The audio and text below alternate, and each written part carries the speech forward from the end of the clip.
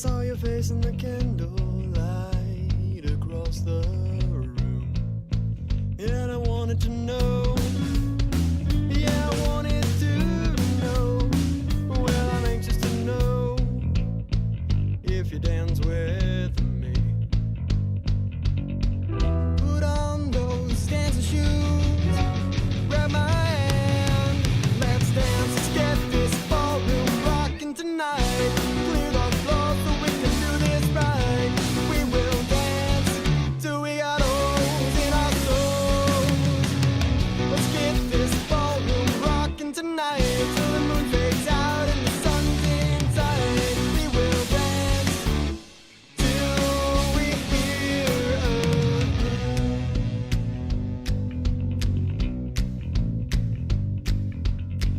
hello, are you doing alright? I am doing just fine. I could dance all night. Did you come alone?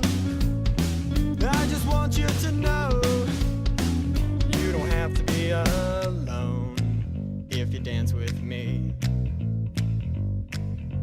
Put on those dancing shoes, grab my hand, let's dance, let's get this ballroom rocking tonight. Clear the floor so we can do this right. We will dance till we got holes in our souls. Let's get this ballroom rocking tonight till the moon fades out and the sun's inside. We will dance till we hear a hush.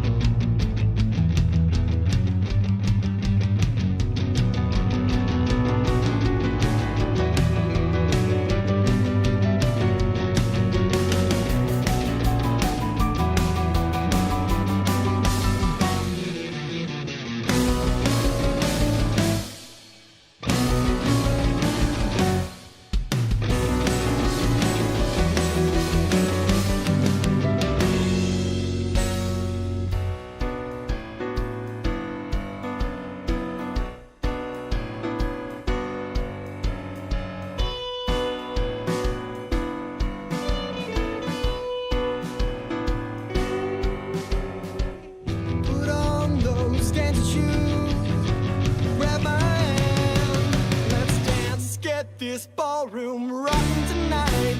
Clear the floor so we can do this right. We will dance till we got holes in our souls. Let's get this ballroom rocking tonight till the moon fades out and the sun's inside. Let's get out, girl, I'm taking you home.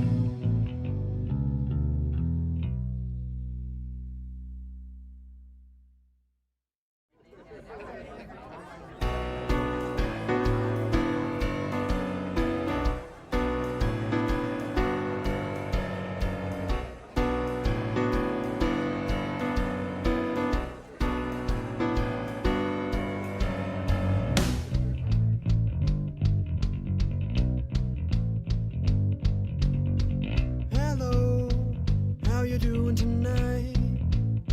I saw your face in the candlelight across the room, and I wanted to know. Yeah, I wanted to know. Well, I'm anxious to know if you dance with me. Put on those dancing shoes, grab my hand, let's dance, let's get this ballroom rocking tonight. Clear the floor so we can do this right. We will dance till we got holes in our souls. Let's get this ballroom rocking tonight till the moon fades out and the sun's inside. We will dance till we hear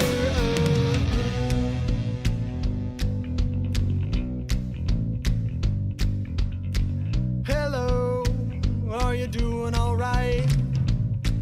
I am doing just fine. I could dance all night. Did you come alone? I just want you to know you don't have to be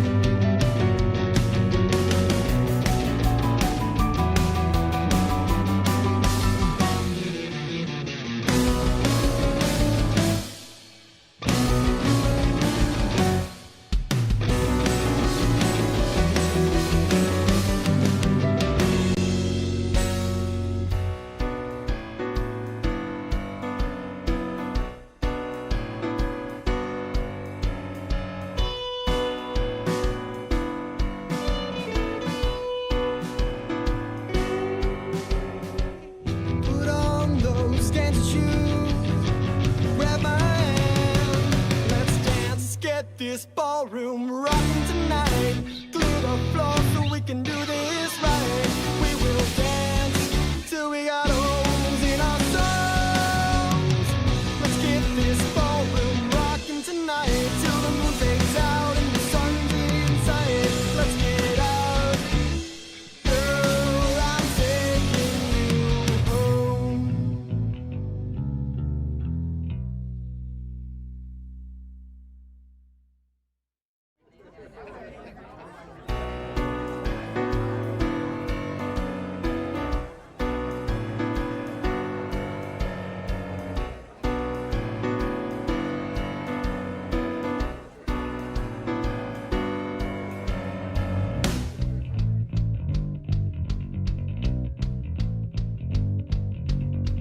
Hello, how you doing tonight?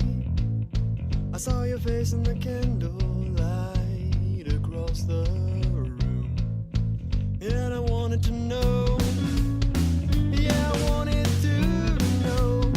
Well, I'm anxious to know if you dance with me. Put on those dancing shoes. Grab my hand. Let's dance. Let's get this ballroom rocking tonight. Clear the floor so we can do this right. We will dance till we got holes in our souls. Let's get this ballroom rocking tonight till the moon fades out and the sun's inside. We will dance till we hear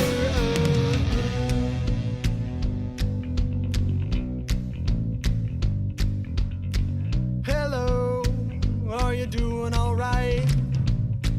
I am doing just fine. I could dance all night. Did you come along? I just want you to know you don't have to be alone if you dance with me. Put on those dancing shoes. Grab my hand. Let's dance. Let's get this ballroom rocking tonight. Clear the floor so we can do this right. We will dance till we got holes in our souls. Let's get this ballroom rocking tonight till the moon fades out and the sun's inside. We will dance till we hear a hush.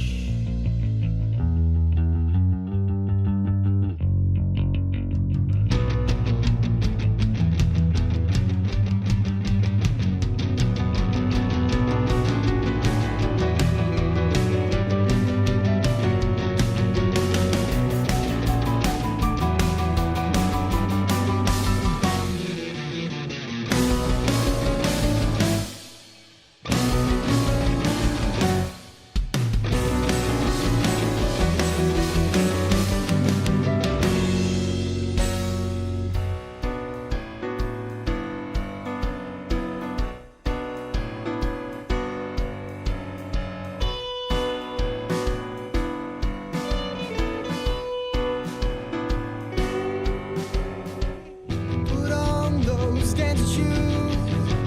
Grab my hand. Let's dance. Let's get this ballroom rocking tonight. Clear the floor so we can do this right. We will dance till we got holes in our souls. Let's get this ballroom rocking tonight till the moon fades out and the sun's inside. Let's get out, girl, I'm taking you home.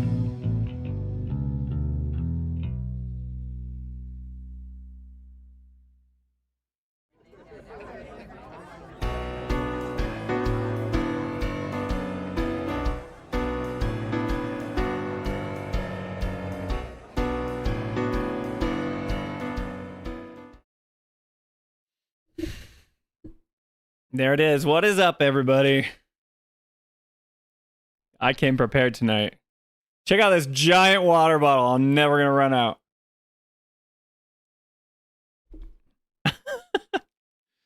Oh, do we have a lot to talk about tonight? Rant cam from the beginning, Javier.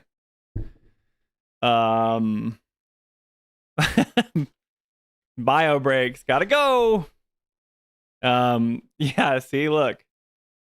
Comically large. We've got like 7 a.m., 9 a.m., 11 a.m. You're supposed to drink it throughout the whole day. I'm gonna go through this in our stream. Because I just always drink my water bottle too quickly. And then I'm like, oh. Comically large water bottle. It says Mr. Bigglesworth and a Patriots fan. Who's that? I'm just kidding. That's funny that your guys' names are all messed up. Alyssa says 1.0. Left a nice amount of water. The rant is going to be epic. Bigger than his head. Spencer's prepared this Monday. Yeah, guys. So, a little bit of table setting. Jolie's sick. And she's with the kiddos. Well, I mean, my other two, my two older boys are asleep right now. And our 7-month-old might need some help. So if I dip out here and there, that's why. But I'll stick around. We're gonna talk. Yeah. So where to begin? I just want to say a few things up front. It was weird. I was on Twitter, and usually no one pays attention to me. And I responded to one of wow, can't think of his name. Oh my gosh, Subtext. There we go. Subtext had some take on a post about having to play the original Final Fantasy VII, and he's saying like we shouldn't do that. And I don't disagree with him, but I was just kind of saying I disagree with kind of the developers and Hamaguchi and like the press circuit that's been happening, because they're telling us all the things that we want to hear, but they're just marketing their game. And there's like this aura of toxic positivity that was like permeating Twitter and online discourse. And I was just pushing back on it. I was like, they just want to sell the game. Hamaguchi just keeps telling us everything that we want to hear. And not that that's a problem. Maybe he's being honest, and maybe that's what he has in store for us. But I have my doubts as someone who enjoys this series. And my goal for tonight is not to like rag on the developers or get mad at anyone that said things differently than me on Twitter, but just to say that I think it's okay to have, disagreements on the direction of their remake series, even if we don't know what's happening in part 3. That was like everyone's main criticism of me. I was just kind of saying like, I don't really buy this sort of marketing cycle where they're promising us that they'll answer every question, that'll be a perfect ending, that everyone will be satisfied. And I'm like, well, that's impossible. You can't do that. So it just feels like marketing speak. And I'm like, here are my concerns. I don't think they've done a good job at setting themselves up for success in part 3. And people did not like that, So, Javier says, did you watch your other twin, the voice actor for Kate? Yeah, I did. Thank you for sending me that. He doesn't look like me. Maybe he does. I don't know. We both have curly hair and beards. I feel like that's about it. He's skinnier than me and more in shape. Alyssa says, hope they all feel better soon. Thanks. Jolie, unfortunately, has a sinus infection. All the kids have had an illness. I was sick. Remember when we were talking on stream? I was still sick, but I still streamed. We got over it, but Jolie just gets infected later, and then she's sick for like weeks, which is such a bummer. Alyssa says, laugh out loud. That's what I was saying when Crisis Core was being promoted, and people were saying the devs said to play it before Rebirth. Yeah, because they want to sell the game they're promoting, right? Promotion mode is on. Totally. And that's fine. Like, that's what they should do. It's their job to sell the game. Mr. Bigglesworth says, I just want to say I'm pro toxic positivity in the realm of video games. I save my pessimism for real life issues. Yeah, I'm not. And I want to explain why I think toxic positivity can be a detriment to game development. I don't have a problem with just being like, you know what? Like, let's just have a good time. Video games are our space to have fun. I don't have a problem with that. And it's so funny because there's this big drama about that streamer named Sebi, and his whole like brand is to kind of bash on the remake trilogy. And everyone's up in arms against him. And I think some of the stuff that he says is inflammatory on purpose. Like that's how he gets his engagement. And so everybody's been pushing back on him. And I'm not here to like defend him either or his takes, but I'm just here to say that it's okay to have criticism of the developers, and that toxic positivity can be a detriment when it comes to only saying good things about the games that you like and not pointing out the problems that we have with the game. When we point out the problems that we have with the game, that doesn't mean that we dislike the game. Maybe we dislike parts, but that happens in most media. There's some of my favorite things that I enjoy, I have problems with. I don't know if that's just like how I am as I've gotten older. I married Jolie. She's a film director. She has a really high bar for her entertainment, and she criticizes like everything. That doesn't mean that she doesn't like it. That just means that she can see things that where it could be improved, and we like to talk about that and discuss it. That's kind of the brand of our channel, right? We criticize things from like a filmmakers and like Western lens, and we're not claiming to be experts on the lore, on everything that's happening. We're just telling you, does it like make sense to, you know, us? So anyway, yeah, Mr. Bigglesworth, like it's cool to be pro toxic positivity, but I think if you only say good things, then the criticism isn't heard, and then they just feel like they are sailing smoothly, and then whatever comes out could have been, you know, maybe they could have addressed something. I don't think that they should do things just because the fans want it. I think they should do things because it's the right thing to do. But I also think you're selling it to consumers, and if consumers have issues with it, then it's okay to express that. Franco says, as they usually do, they try to butter up the fans. Yes, marketing speak, totally. Separate Gaming says, what makes me mad is that they do it in Stella. Indonesia is never a fan of Final Fantasy. I knew it a few days ago, and if we compare it to Luna Freya, I think I love Stella. Like Stella, is that more than Luna Freya? Okay. Separate Gaming, you're gonna have to tell me who Stella is. I don't know why. Do I not know who Stella is? Sebi is a psyop designed to discredit all Final Fantasy criticism. Yeah, he's a character. Sebi works for the government? Question mark. I'm loving this tonight, guys. Jolie bought me this. She has her own water bottle that she goes through, and she drinks it like by like 11 o'clock, and I'm like, I filled that up for you. It's crazy. I understand wanting to be proud of the thing you spend years working on, but I do think Hamaguchi promising an ending everyone will love is just promotional hype to sell the game. Jolie's here. Like how The Office is amazing, but season 8 is a steaming garbage. Yeah, me and Jolie love The Office. It's like our favorite comedy series of all time, right?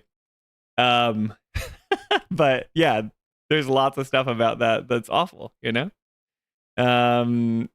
Alyssa says, Jolie, you should be resting. Javier says, howdy, Jolie. Hope you get better soon. Separate Gaming says, yeah, what they do in Final Fantasy 15 promotional change versus... Oh, okay, you're talking about the change between 15 and 13 verses. Andrew Bennett says, Sebi played Expedition 33 and just woke up to the fact that Square Enix has seriously lost its way and that there is a way to have turn-based still work. Yeah, I mean, I don't think that Square Enix has lost their way. I would disagree with that a little bit. I think it's awesome to see Expedition 33 do so well. And if it wins Game of the Year, it's going to really open up. I think it's going to be kind of a wake-up call, like you're saying. And it probably will win Game of the Year. I don't see other games like with the traction and the, you know, the momentum that game has. There's some really good games that came out this year, but I feel like that's the front runner for Game of the Year. But I think like Final Fantasy VII Remake Trilogy's combat is incredible. I talk about how I have issues with it because when I assess an enemy, I feel like I should be doing something and it like isn't exactly how I think I should be doing it. But I think that's just a skill issue. I think that's on me. You know, I think the systems and mechanics allow you to succeed or fail based on your abilities, and what items and what materia you've equipped.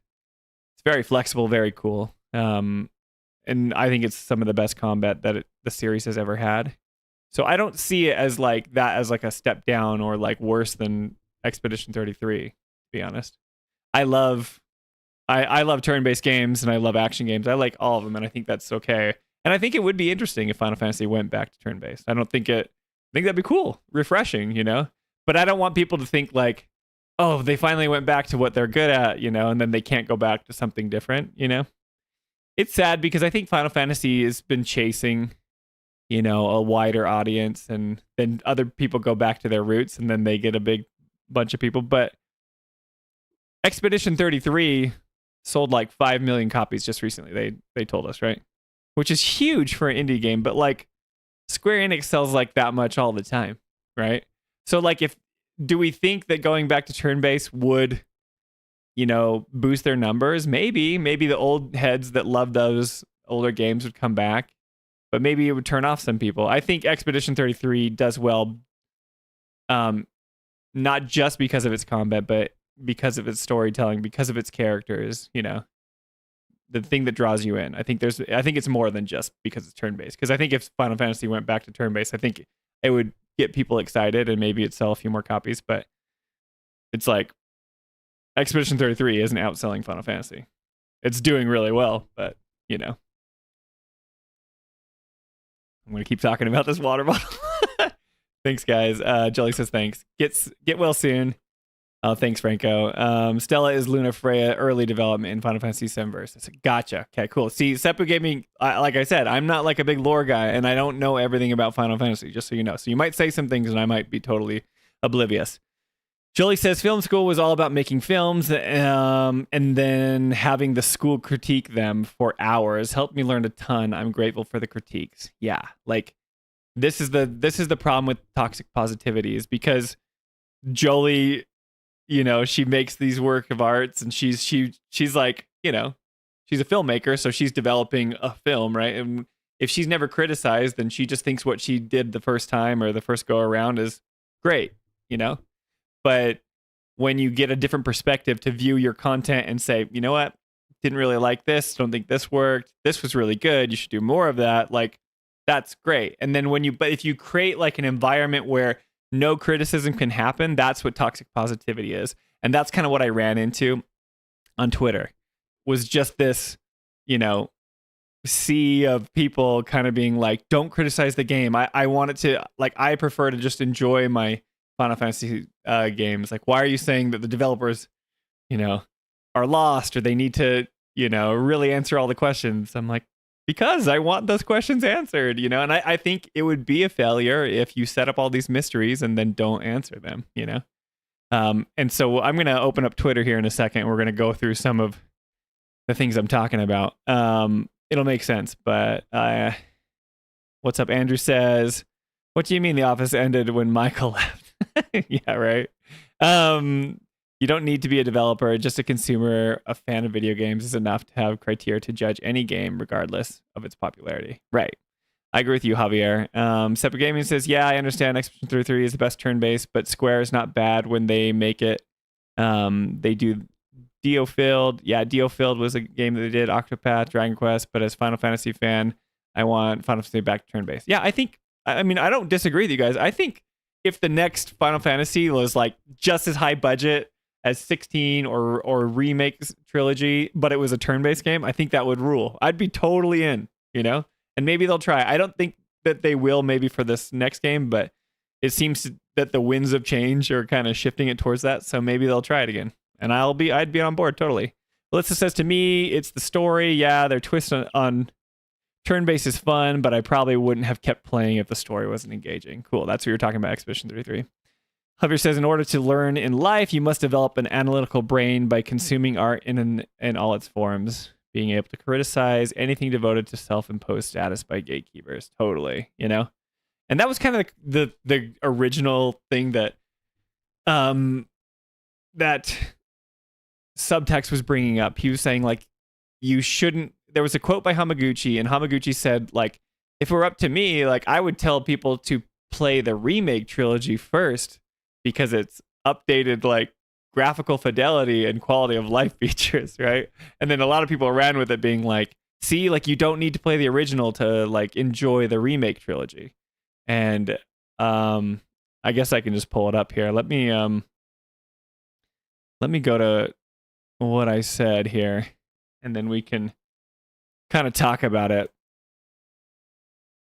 There's a lot of stuff that I've been going off about, which I had some really interesting people get kind of upset with me. So we'll see, but let's see. All right. Okay, I'm pulling it up. Let's try this out.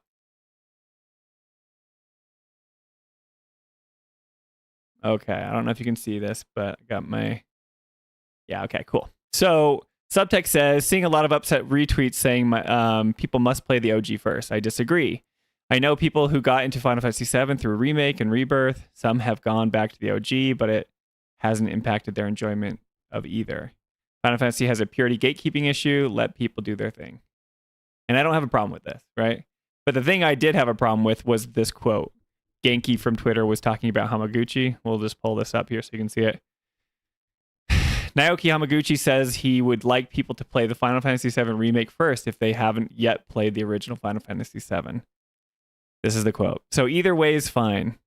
You'll enjoy the game and have a similar experience whether you've played the original or not, which also remember that. But if you have not played it before, I'd kind of like you to experience the remake first with the new graphics and presentation and have that be the first impression of the game. That just, to me, says we want to sell you the game that we've been working on, the game that we've spent $200 million making. Please buy our game.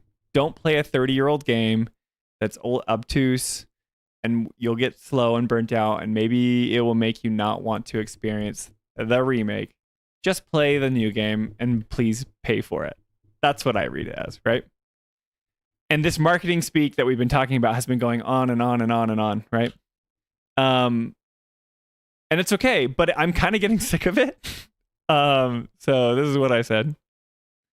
Subtext, he posted a little bit more. But I just said, I'm calling a colossal big fat BS on this. Not on you, but on the devs. The only reason people were gatekeeping was to help players understand the whispers. And I don't have any, like, I don't pay for Twitter more, so I ran out of characters, right? But not just whispers, but like all the changes that they're making, things like that. Now the devs are acting like nothing's changing. I'm not covering for their bait and switch storytelling anymore. I'm not mad at the devs, but I just feel like they're kind of leading us down this thing of like, the ending's going to be great. Nothing bad is going to happen, right? So if we go back to the quote, when I said I'm tired of like covering for them, it's like they're saying that nothing's changing. Because this is Hamaguchi's quote. He says, so either way, it's fine. You'll enjoy the game and have a similar experience whether you've played it or not. And everyone, when Remake came out, they were like, yeah, they're remaking this thing. They're remaking. It's totally different. And they literally put in like the Chiron at the very end of the game, right? It's like big bold letters. It's like the unknown journey continues or something, right? And it's like they're telling us that like it's going to be totally different. Then we play Rebirth, and it's not totally different. They don't commit to like the events that happen in that section of the original game. There's a lot of new stuff, but then you have this moment where it's like, so are they changing it? And now they're starting to like change their tune. They're saying like, well, like it's going to be the same regardless. So just play the new one. So it's like, are they changing things? And then you have a lot of people that, you know, not revisionist history, but people that are coming back in the fold being like, yeah, nothing ever was going to change, right? It was all in Cloud's head or all this stuff, right? And they're just kind of like telling us like it was never going to change. And I take umbrage with that. I think that is bad because they have purposely been putting these, I mean, like, okay. Am I not crazy? Are they not putting things in the games that are purposely trying to make us feel like different things are going to happen?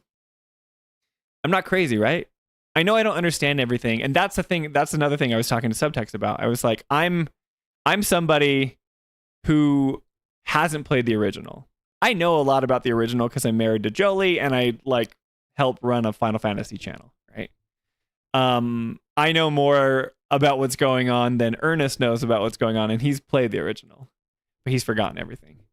And if I separate myself from like knowing about the original game, which is like easier for me to do because I have no nostalgia, I have no previous attachment to these games, right?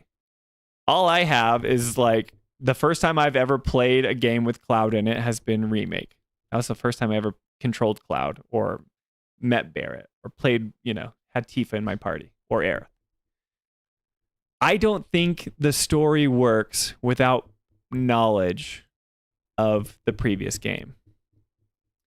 And people got mad at me about this. I said this on Twitter too. They're like, well, you haven't seen part 3 yet. And that's fair. I have not.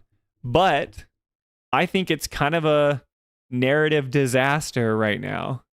And if they don't answer our questions, then I think it will be very, very, very bad, right? Now, why do I say that? Let's see. I say that because the reason why the remake trilogy was different and unique is because they've been putting these little, moments of telling us, hey, this is going to be different. This is going to be something that you're not really used to. These whispers are changing fate. Barrett dies in the original, but he didn't die then. You're talking to Sephiroth way early on. You're in chapter 2, Aerith is being surrounded by whispers and all these things are happening. It's like, don't gaslight me, Square Enix. Don't say that you haven't been changing everything about this remake and then come back to me and say like, oh, yeah, nothing was weird. I just feel very gaslit. Hang on, let me catch up on some chat here. Okay, let's see. Alyssa says, I will say that 5 million copies sold for a small dev team versus Square is not quite equivalent, though. Yeah, like, for the small team, it's like way bigger than what Square is able to do. They probably made that game with much less money than Square Enix, sells. So maybe profit margin, they're doing better. Who knows? They sold that game for less money, too. They weren't selling it at like a $70 price point. Javier says, apples to oranges, Final Fantasy OG versus Final Fantasy 7 Re-Trilogy. No, they're saying that it's apples to apples. Why would you want an orange when you can just have a newer, shinier apple? That's what they're saying, Javier.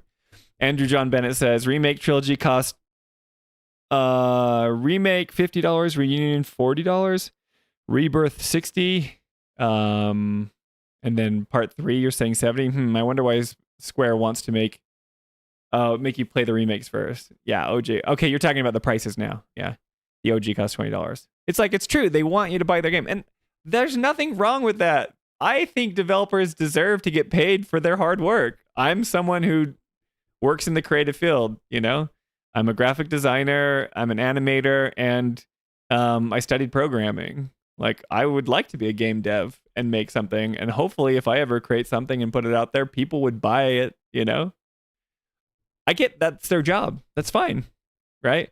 But they're pitching it as if in like they're promising us stuff that I feel like can't become true, And I'm happy to be wrong. Like, I'm so happy to be wrong. I was talking to Jolie about this. We would love to make that video thumbnail where we're like, we were wrong. Like, Square Enix, like, totally crushed it, Part 3 is, like, the dream game. Like, we're not so attached to our criticism that we feel like if, everything pans out in the end that we're like, oh, but we said, we criticized it during rebirth time, so we don't want to admit that. Like, that doesn't matter to us at all. We would happily admit that if they pull it off. But we're skeptical because of the reasons that they've shown over and over again that I don't think that they are going to be able to pull off like everything. Hopefully we get some resolution. Jolie talks about this in every Final Fantasy game. It's like, why would we be skeptical? Because this happens in most of the games that they've released. You're right. Mr. Bigglesworth says, I still can't get into Final Fantasy OG. The gameplay is boring. I did watch the Echo S playthrough on YouTube. It's pretty good volunteer voice actors. Okay, cool. I've never heard of Echo S. So they like read out the lines or something. Cool. Seppa Gaming says, yeah, same to me. I never played Final Fantasy OG, even a fan of FF, but maybe after Remake Part 3. Yeah, I was said I was going to play it before Part 3 came out, but I think after this whole like Twitter kerfuffle, I think I'm just going to not. Because I want to experience it as someone, like I have a unique perspective because I have zero nostalgia for the old games. And I want to experience it and see if it lands with me, right? And then go back the OG and see what happens because I don't know what's going to happen in Part 3. Alyssa says, Andrew, don't worry. They'll announce that and tell you to buy the 6-disc trilogy set when the final installment gets announced. I want to buy like the trilogy. I'm not buying the duo pack. I want to buy it like for Switch when it comes out at the end. Javier says, I know you can play the re-trilogy without knowing anything about Final Fantasy VII. Plenty of streamers have done that, and they don't want to look for answers outside of the games and don't know what's going on. Yeah, they don't know what's going on. And like that was some of my criticism. I'm not going to pull up all the tweets, but like I was saying, like people don't understand it. They're like, what? How could you speak for them? They totally understand it. I'm like, I don't know. I just am a logical human being, and I can see that this story makes zero sense in a lot of areas. That's why. So I don't believe you. I don't believe that your friend understands everything that's going on. Someone came into the comments and said, to be fair, the OG players don't know what's going on either, which is like, that's the correct take. Nobody really knows. Alyssa says, oh, they totally are, Javier, and some of them have already figured out the storyline as well. Like, I don't know. Have they? Have people figured it out? Like, I don't know. Like, this is like just saying like, oh, we figured it out. Like, they're totally on the right track. It's like, I don't know. Maybe they are. Maybe they're not. We don't know. Nobody knows. Mr. Bigglesworth says, so in other words, random people on Twitter are jumping to conclusions, thinking Hamaguchi's recommendation somehow confirms Part 3 is going to be the OG story again. Yeah, like some people are saying that, right? You've got different camps, and then you have people saying that it's a sequel trilogy still. We still don't know. And that's what they want, right? They want us to be guessing until it finally comes out because we're going to buy it to find out. That's fine, right? That's good. But like Jolie said it well the other night. She said, instead of promising us like the perfect ending that it's going to answer all of our questions and that everyone's going to be satisfied, it should say something more along the lines of like, we did our very best and we were very proud of what we've accomplished. We hope that you enjoy this, right? Because you're not promising everyone's going to get what they want, but you're saying we worked really hard and it's like we really like what, you know, we ended up with in the end. And I feel that's more, you're still selling your game, but you're being more honest, right? But I see what they're doing. I'm just kind of like, we're so starved for Final Fantasy VII news that people on Twitter are just like running with every quote. And they're like, see? And everyone can interpret differently. Anyway, Javier says the re-trilogy feels like a sequel because of the element of fate. And yeah, this is like what I thought was true, but now people are going back on this. Because of the element of fate, and it was completely missing in the OG, so I say it really changes thing big time. Yeah. Toolman says crazy thumbnail game. Are you talking about the thumbnail that I did for this, or are you talking about the thumbnail that I would create? I know I saw Whimsy Psyche or Psyche figured out the twist already, but she's waiting for Part 3 to confirm her theories rather than play the OG. But Alyssa, do you feel like you know the twist? Are you talking about like she knows the original twist of like Cloud's whole thing? Or are you talking about like she understands why the changing fate and all the like the unknown journey continues and why we didn't see what happens to Aerith in Rebirth? Because I feel like people don't know that second part. They might know what's going on with Cloud and guess that part if you haven't played the original. But that's not the only twist. They're adding way more twists into the game than just the original twist that was in the original game. Alyssa says the OG's ending, especially with Aerith staring at us, the gamers, and she had to to the Mako pipe in the beginning. It made me feel something like it was a repeating story. I was like from the beginning of the shot of her like praying to the Mako pipe and stuff. Super Gaming says, yeah, I liked, like I said, it's like Crossroad Part 3 can be good or not because what they did in Rebirth. Yeah. Toolman says, can't wait for the fun, the 7R trilogy extended editions. They say they're going to add DLC, which is crazy. I heard someone say that it's just going to be like an Advent Children DLC, which is like hilarious because I guess that makes sense because it's after, right?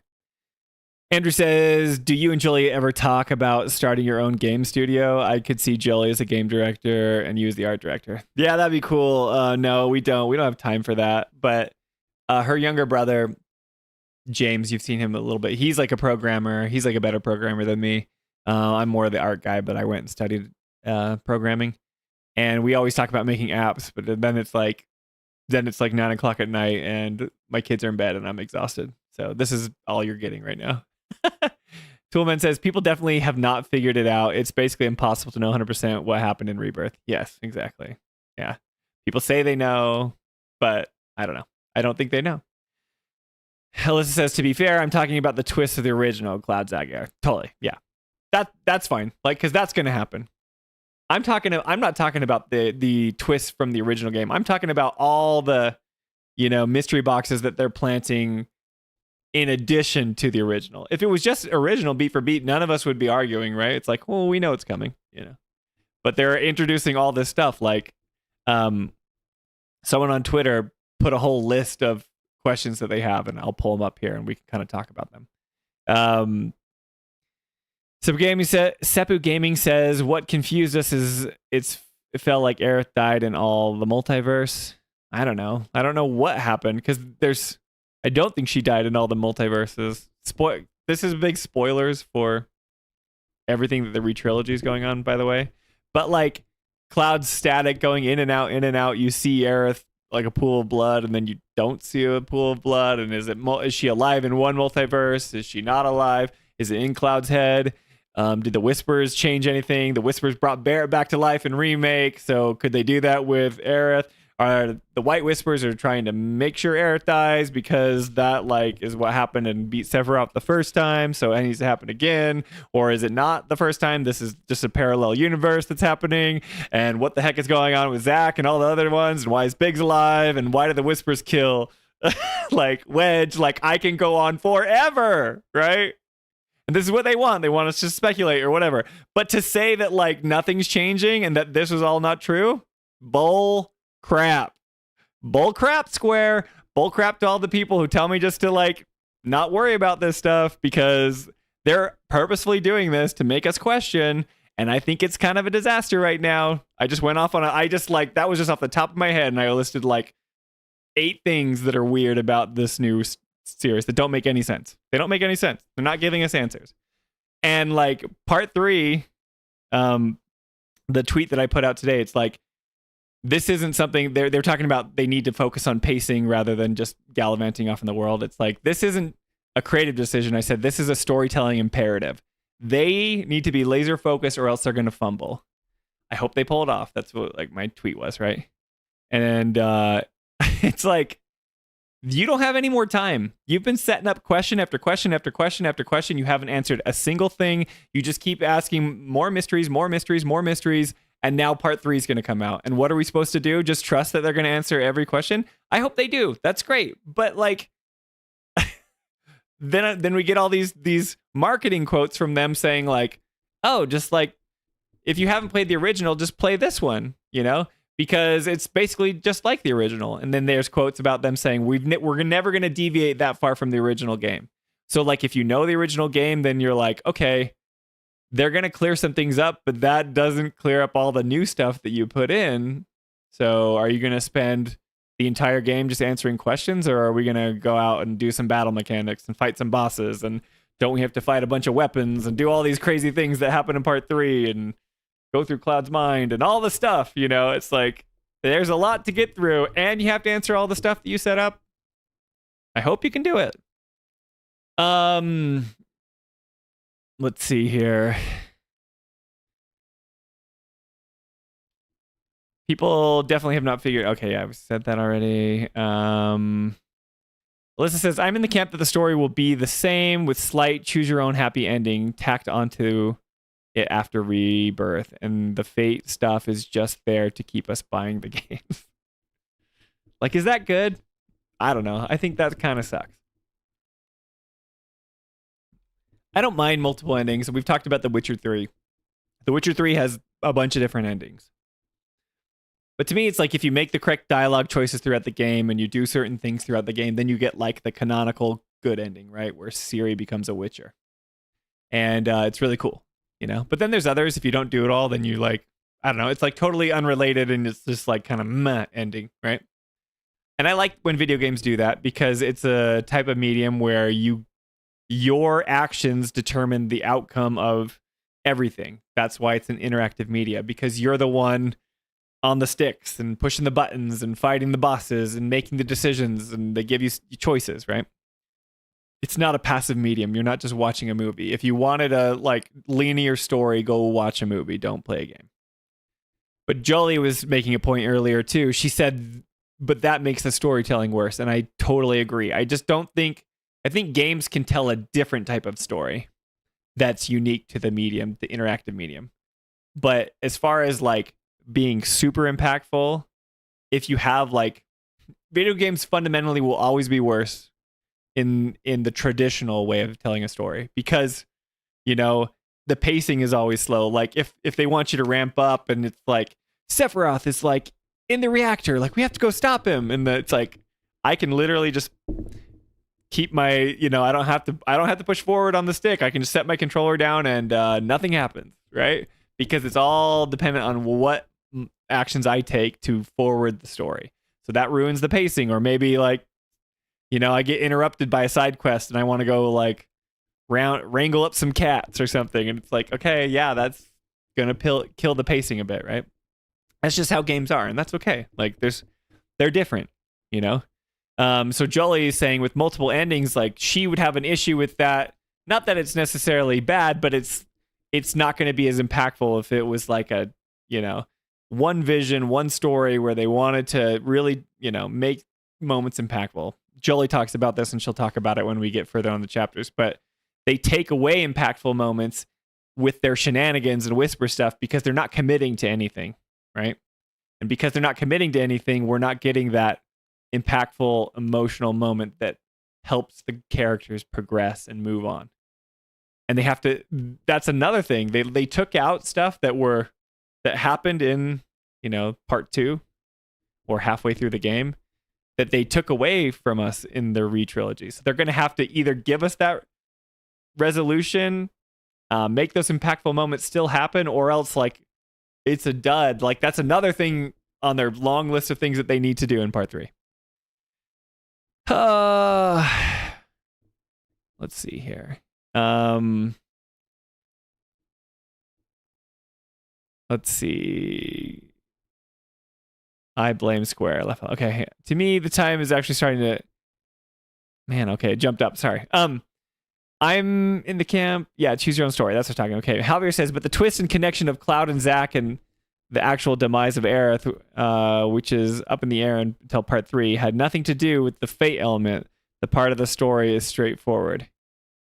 Sure, right? The twist and the connection, yeah, Cloud, that stuff all happens in the original. As far as I know, I haven't even played it, but I know of what happens, right? Yeah, the fate stuff and like the story is straightforward, you know. The actual demise of Aerith, right? That's something that's up in the air right now, but it wasn't in the original, so it's not straightforward.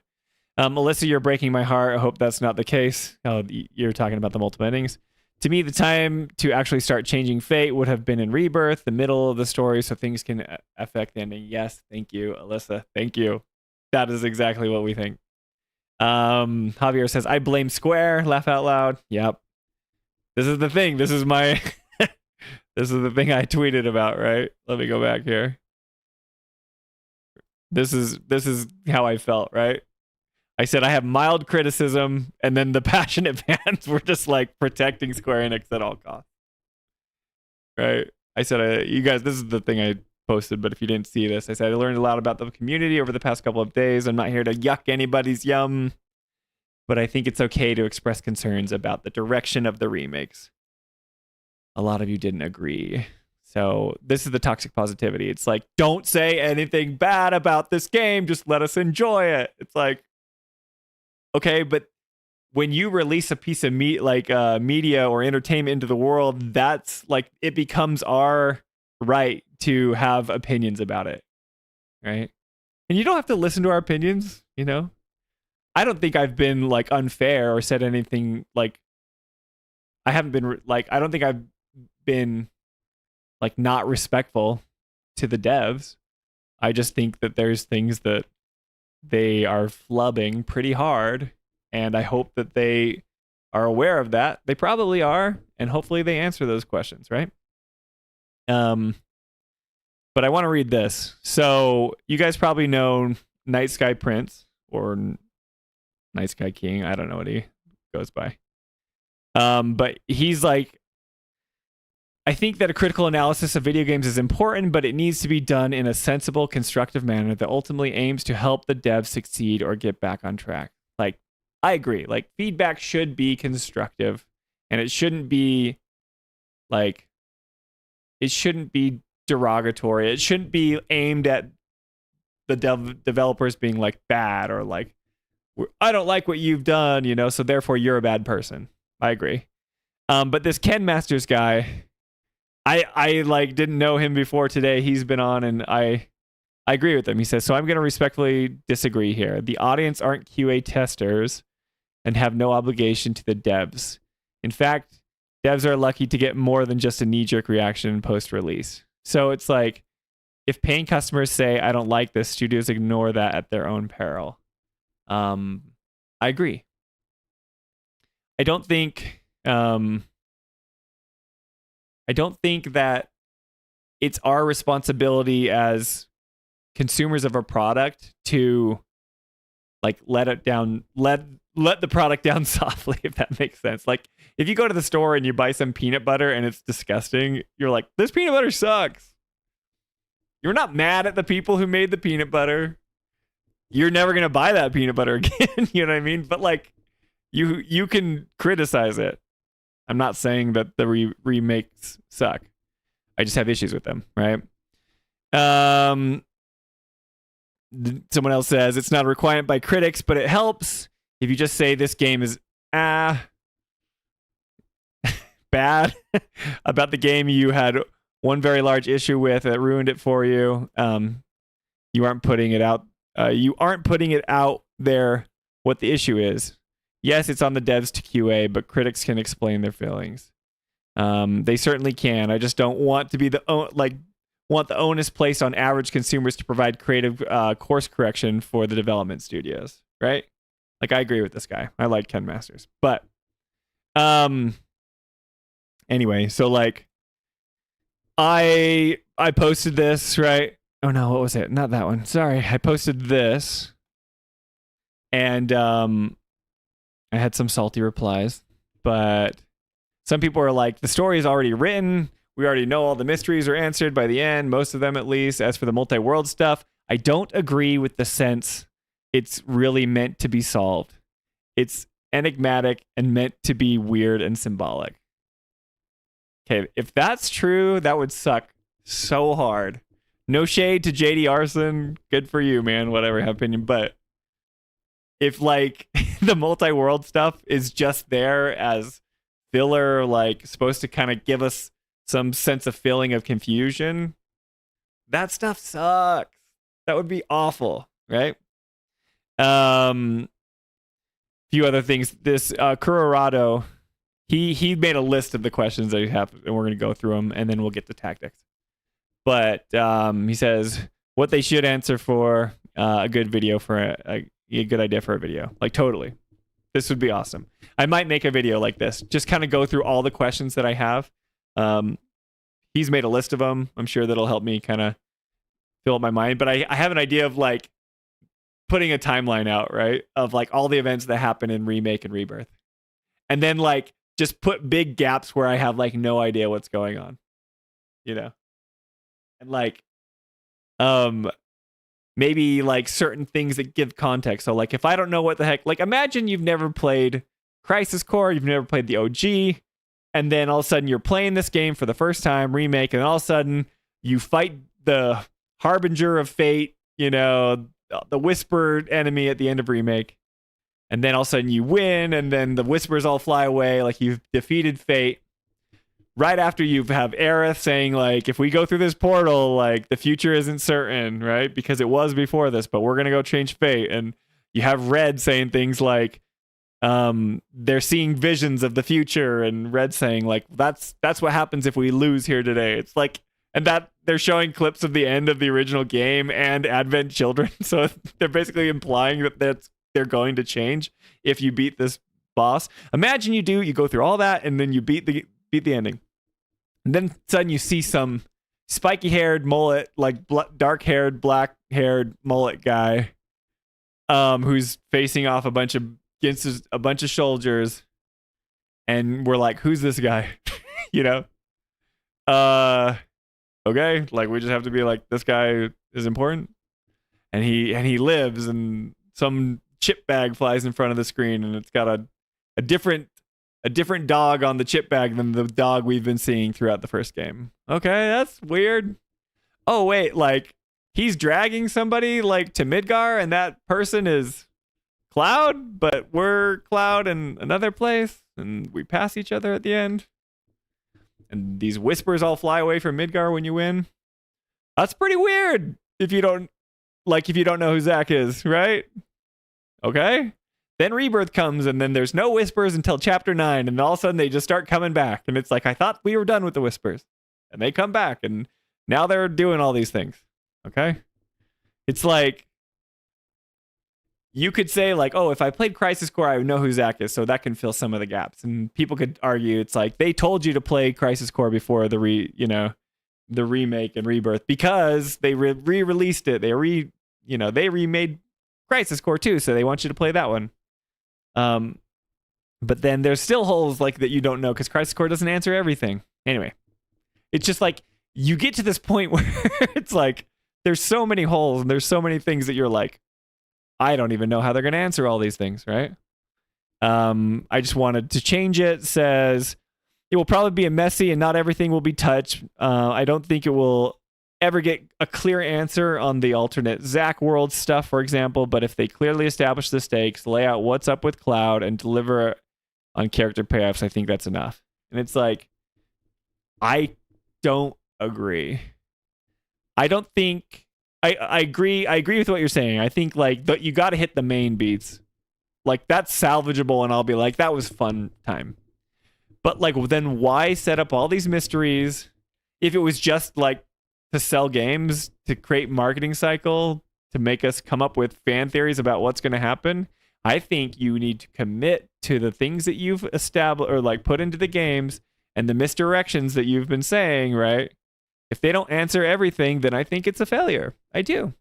I don't think, because people can just explain it away and be like, oh, like this guy here, right? He's like, it's not meant to be solved. It's enigmatic and meant to be weird and symbolic. It's like, no, that just means that they're bad storytellers, and they put all that stuff in there to misdirect us, and they gaslit us for 2 games, and then they didn't fulfill their promises. That's what it seems like to me, right? Here's Toolman. Toolman, you in chat? He says, true, I'd love a short video recap of every plot thread that we still have. I said maybe on stream tonight we can go over the questions we have. And Kurorudos, he delivered, man. He gave us a huge thread, and he put tons of stuff. Or he or she, I think, I don't know. Either way, shout out. But let me catch up on chat, and then we'll jump into these for a second. Then we'll get to tactics, I promise. We need to see what our guest's up to. We need to see what Dice Darg is saying, what Ramsa wants to do. Anyway, let's see here. Alyssa says, I'll laugh out loud. I hope I'm wrong, Javier, because I will be extremely disappointed if it does happen. Now I need ice cream, Alyssa. I'm depressed. Toolman says, I wouldn't hold all your breath for long answers to these questions. Yeah, see, we're talking about Toolman. You asked for these these questions that we have too. Like the Joker said, very poor choice of words. Hironobu Sakaguchi.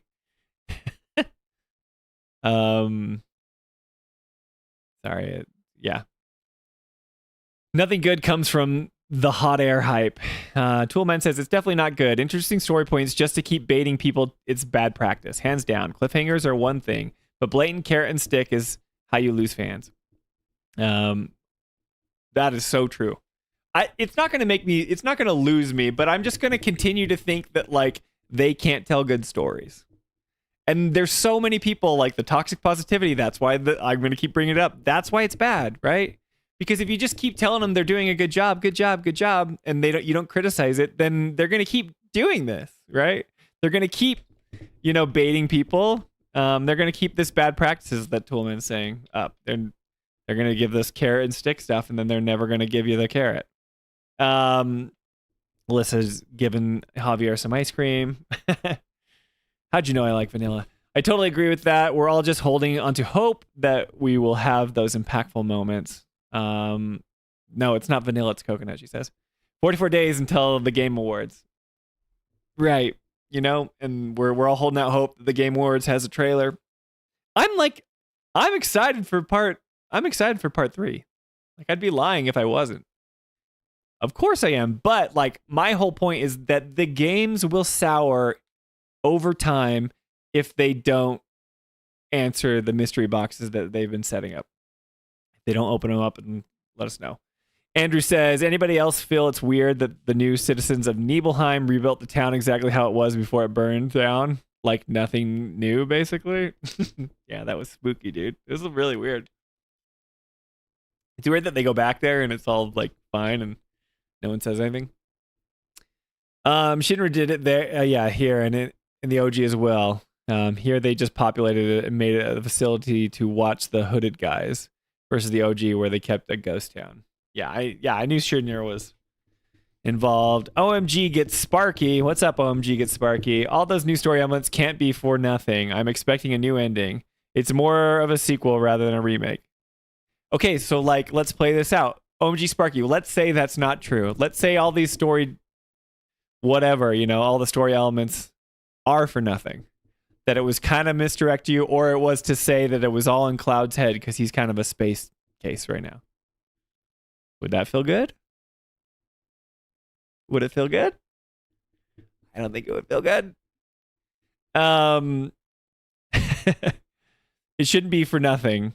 But don't be surprised if that's how it turns out. Yeah. Why they gatekeep a company, laugh out loud. Like, this is Javier talking. Like, if they are in a payroll of your life depends on it, laugh out loud. Andrew says, talking to Alyssa, all right, Shinra built it. Yeah. Even Tifa's house is like 1-to-1. It's weird. This is where I left my stuffed animal. How'd they know? Creepy. It was 1-to-1 in the OG as well. I'm not saying OG is new. I'm saying in world, that's kind of wild thing to do. Yeah. I do like how they expanded on Calm and Rebirth, though, since it was actually Shinra's first testing ground on what they did to Nibelheim. Cool, yeah. Ken usually is very fair with his takes on story, and he's easy to have dialogue with. Yeah, he seems like a really cool guy. This peanut butter making my tongue tingle. I'm just getting to the peanut butter part. This peanut butter sucks. Oh, I got you. My bad, Andrew. Toolman says, if anything, multi-world stuff is the entire point of the remake. They put Zack on the cover of Rebirth. Yeah. It's like, Zack should be dead. And then they're going to be like, okay, and this is like also what drives me crazy. And I don't know enough because I'm not some lore guy. I don't even really know what the live stream is.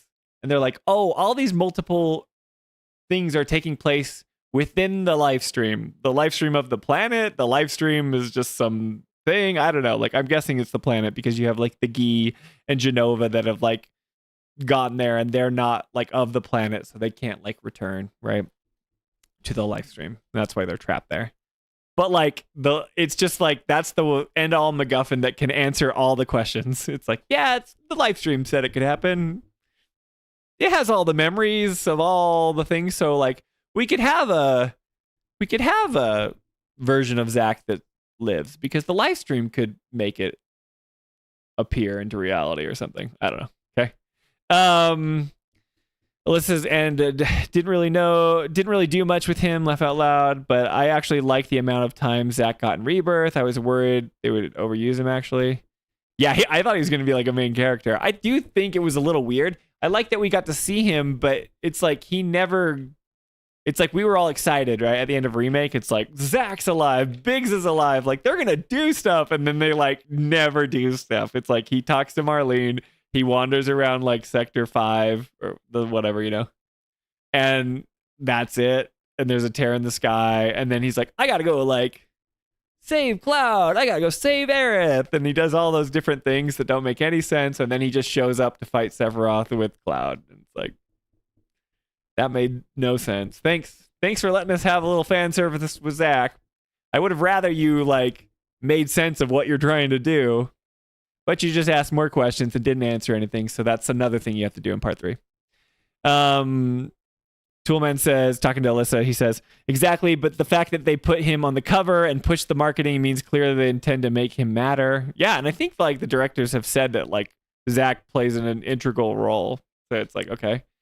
Andrew says, Spencer, if you could have Square answer one question in the game really well, but you can only pick one thing, what would you want them to explain so thoroughly? Whispers? Yeah, like, I feel like I already have answers of the OG stuff, because I want them to answer what is different about this remake stuff, like the meta narrative. That's what I want them to answer. But that kind of incorporates all the weird little, mystery boxes that they've been placing. So yeah, like the whispers, I just use the whispers as shorthand to mean like everything that they're talking about, right? Because there's so many things that it sets up, but it's just like, is this a sequel trilogy? Is it going to have a new ending? Like, is it going to be the unknown journey? Because they keep saying it's the unknown journey continues, like it's going to be different. Wink, wink. It's going to be different. But then in their interviews, they're like, we're not deviating from the original. And then people are like, it's always been this way.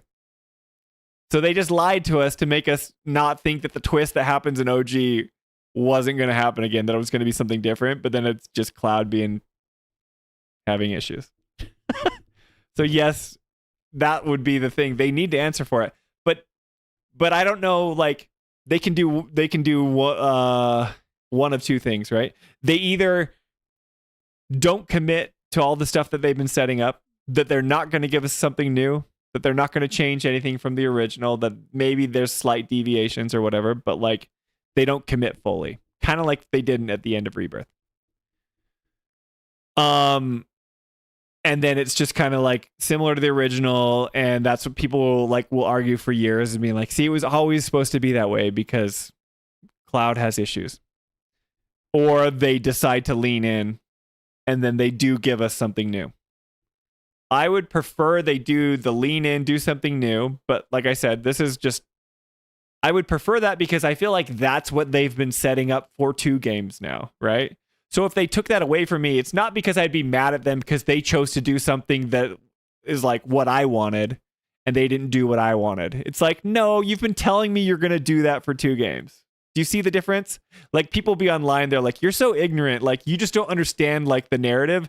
Let them do what they want. Don't like your desires shouldn't like change the outcome of like whatever. It's like, yeah, I get that. But don't tell me I'm crazy when they've been setting this up forever, right? They've been going off and telling us that this is how the game is going to change. They talk about it in the text. They're showing characters that lived and died, that didn't live and die in the other ones, right? And they're playing with our expectations.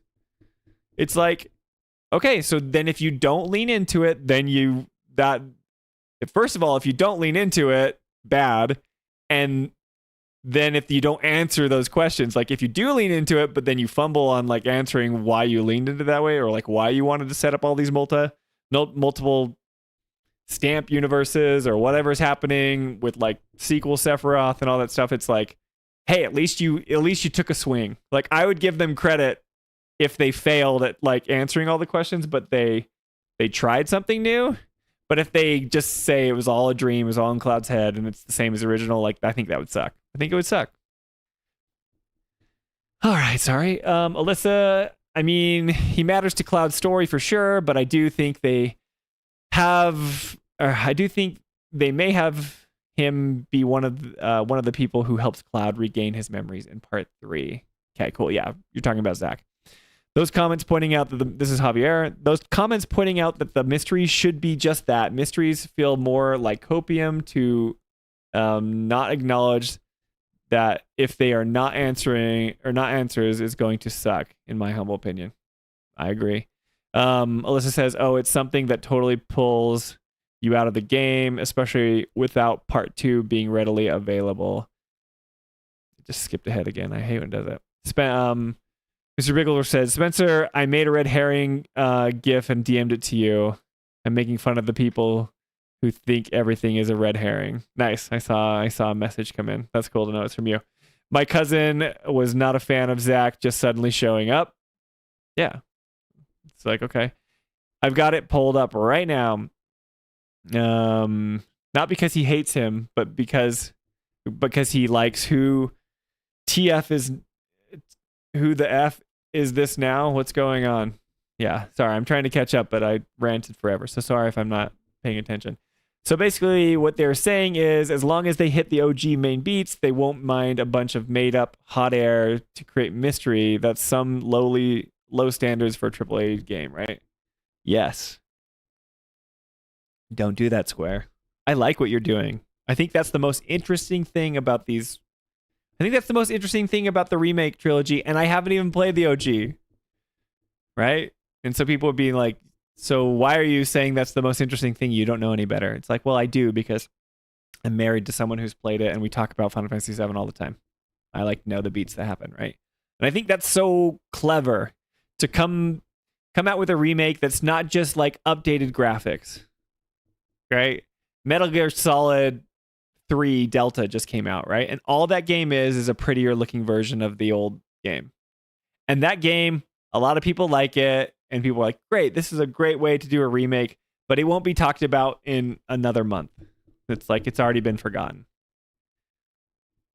That's fine.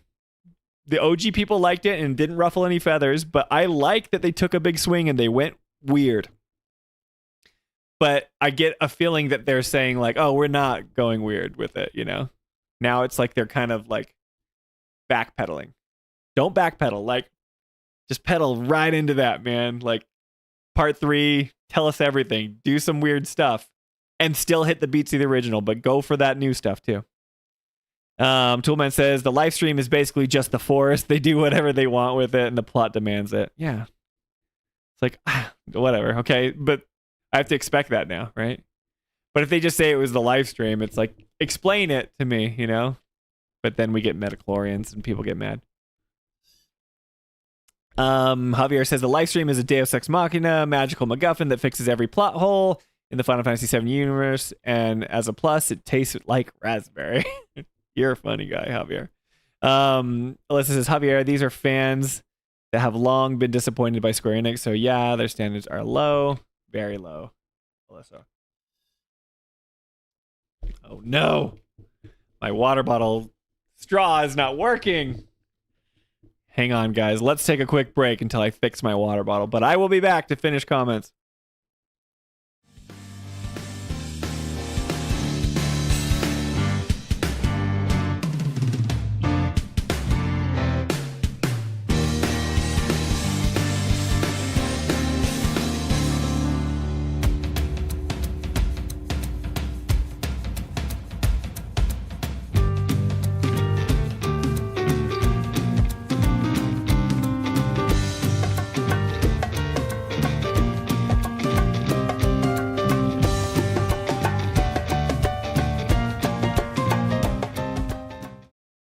Okay, I'm back.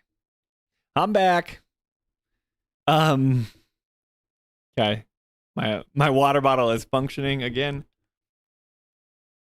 Okay, let's see.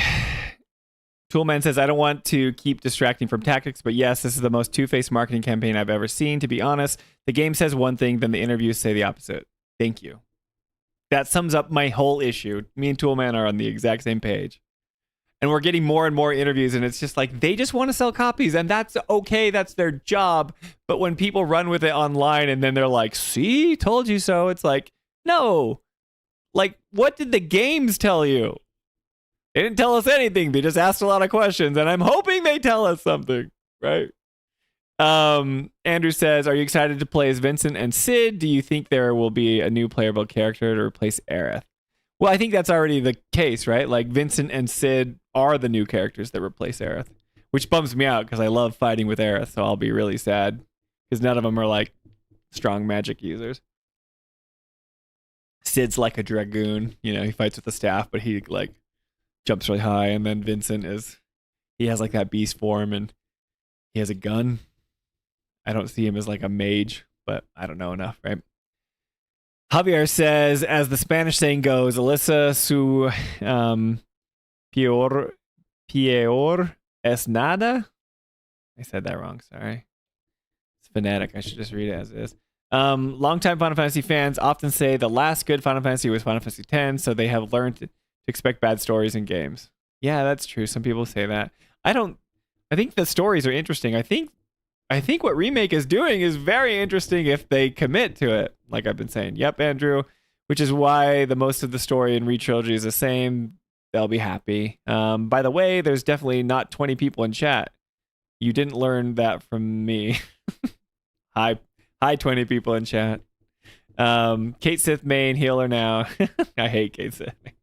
Can't do it. Like, he's probably pretty good, but we need to watch like a Blitz video or something to see how well Kate Sith can really shine. Toolman says, no one will replace Aerith. The empty spot in the party is just part of the experience. Yeah, it would be the part of the experience, but they don't commit to it, and you get to fight with Aerith seconds after she supposedly dies.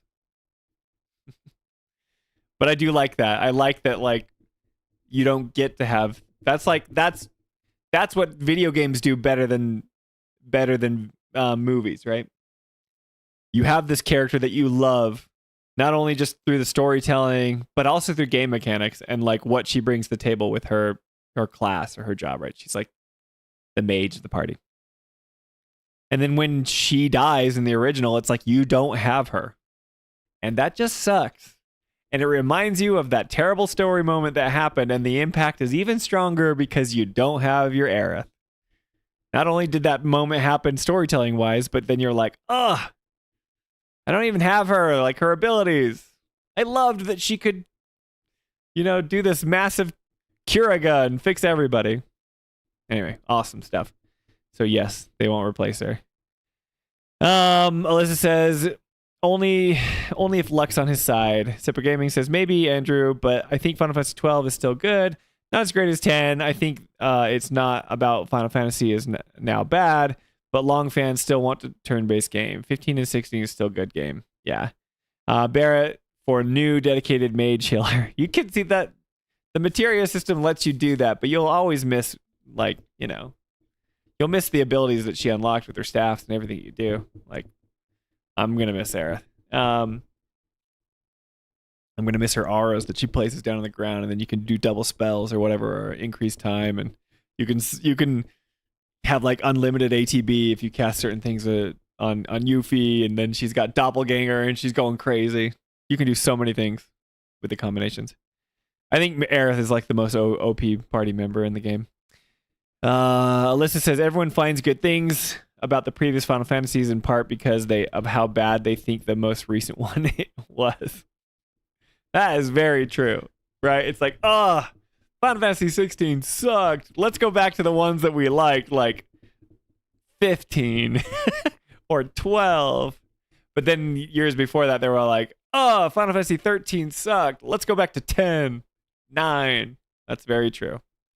It's amazing that nobody's worried about the game. If the game is going to be fun, the battle mechanics will smash, or what the high wind will change the game. We all worry about the story. Yeah, the game's going to be awesome. Like, it's going to be so cool getting an airship. It's going to be so cool, like, seeing these beats. Like, that's like some of the joy of the remake series is that you get to see it in like the most high fidelity possible. This is where Hamaguchi's marketing speak is actually true. It's like, I'd like you to experience it with, I'd like you to experience it with the updated graphics and the, everything that's new and improved. Sure, it's going to be amazing. But if the story flops, then you're just going to remember it poorly. It'll be fun. Like, it'll be a fun journey, but it's the story that was what sticks with you. Showing that the story is actually what matters most to everyone. I agree. But that's the thing. It's like, that's hard with games too, because they have so many more things to do. They have mechanics, they have, systems and all these things to implement.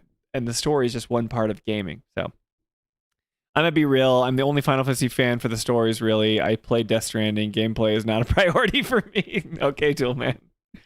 Yeah, I don't know. Like I like games for gameplay. But stories like huge. Mr. Bigelow says we still haven't unlocked Air's final limit ability from OG, by the way. Oh, see, maybe she's still around. They can't commit. I'm in the same boat, Toolman. All right, Andrew says, we all know the battles work at this point. We got a taste of exploration, plus exploration is kind of whatever when you have fast travel unlocked. Loveless. Engaging. Gameplay should be engaging, but I'm not buying a game strictly for it. Yeah, I agree. Like, I'm going to buy this game. Even if they don't answer any of the questions and the reviewers say that, like, I'm getting this game. So they already got me. They already got their money, but I'm going to get this game. And if it sucks, I will talk about it sucking. And I don't want to go into it. Anyway, let's get to this. My Twitter's been pulled up forever. As I read this first thing, it feels like it was made with AI. So I haven't read through all of these, but let's see if these are any of the questions that we have. Sipper Gaming says gameplay is a priority, I think, because we played video games not to watch movie. Maybe played visual novel. Yeah, see, this is like the argument. Like, are games for gameplay or are they for story? I think they are synergistic. I think if you have a good story, then the gameplay is just that much better, right? But you can still have a fun game that's super fun to move a character around, but like the story is awful. But the story sometimes is that like propellant that gets you through it. Breadcrumbs in Gaming is here, and he's so sad that we're not playing Tactics yet. Sorry, Breadcrumbs. Breadcrumbs says story gives context to gameplay, turning fights into purpose, choices into consequences, and progress into emotional payoff. It's why we invest into JRPGs, at least. Very well said, right? Why are JRPGs so good? Because you go on an adventure with people you care about, and you find more party members along the way, and sometimes bad things happen to party members or to your main characters. And you're emotionally invested, but you're also mechanically invested. So, well said. Breadcrumbs and Gaming. I promise we'll get to Tactics later. Andrew John Bennett says, I bet you guys get a review copy early too. No, I don't think we will. Everybody got like Tactics review codes, and they sent out this thing for us. And anyone could do it. And so I was like, hi, we're the Final Fantasy Files. We have like almost 10,000 subscribers. And just crickets from them, which is fine. Like, I don't know. Maybe we're too critical or something. So they're like, we don't want you to have our game. But Jolie and I bought 2 copies of Tactics, so they won. They didn't have to give it to us. And I don't, to be honest, like, I don't care. Like, I'm not in this. Jolie and I are not doing this to get early review codes or to get special treatment from Square Enix. Like, we do this because we enjoy the series, and it's awesome. Something that we can do together as a couple, and Ernest likes it. So yeah, we this is fun for us, if that stuff comes, like we haven't decided if we'll refuse it, and we're just want to like be like, we don't want to be sullied by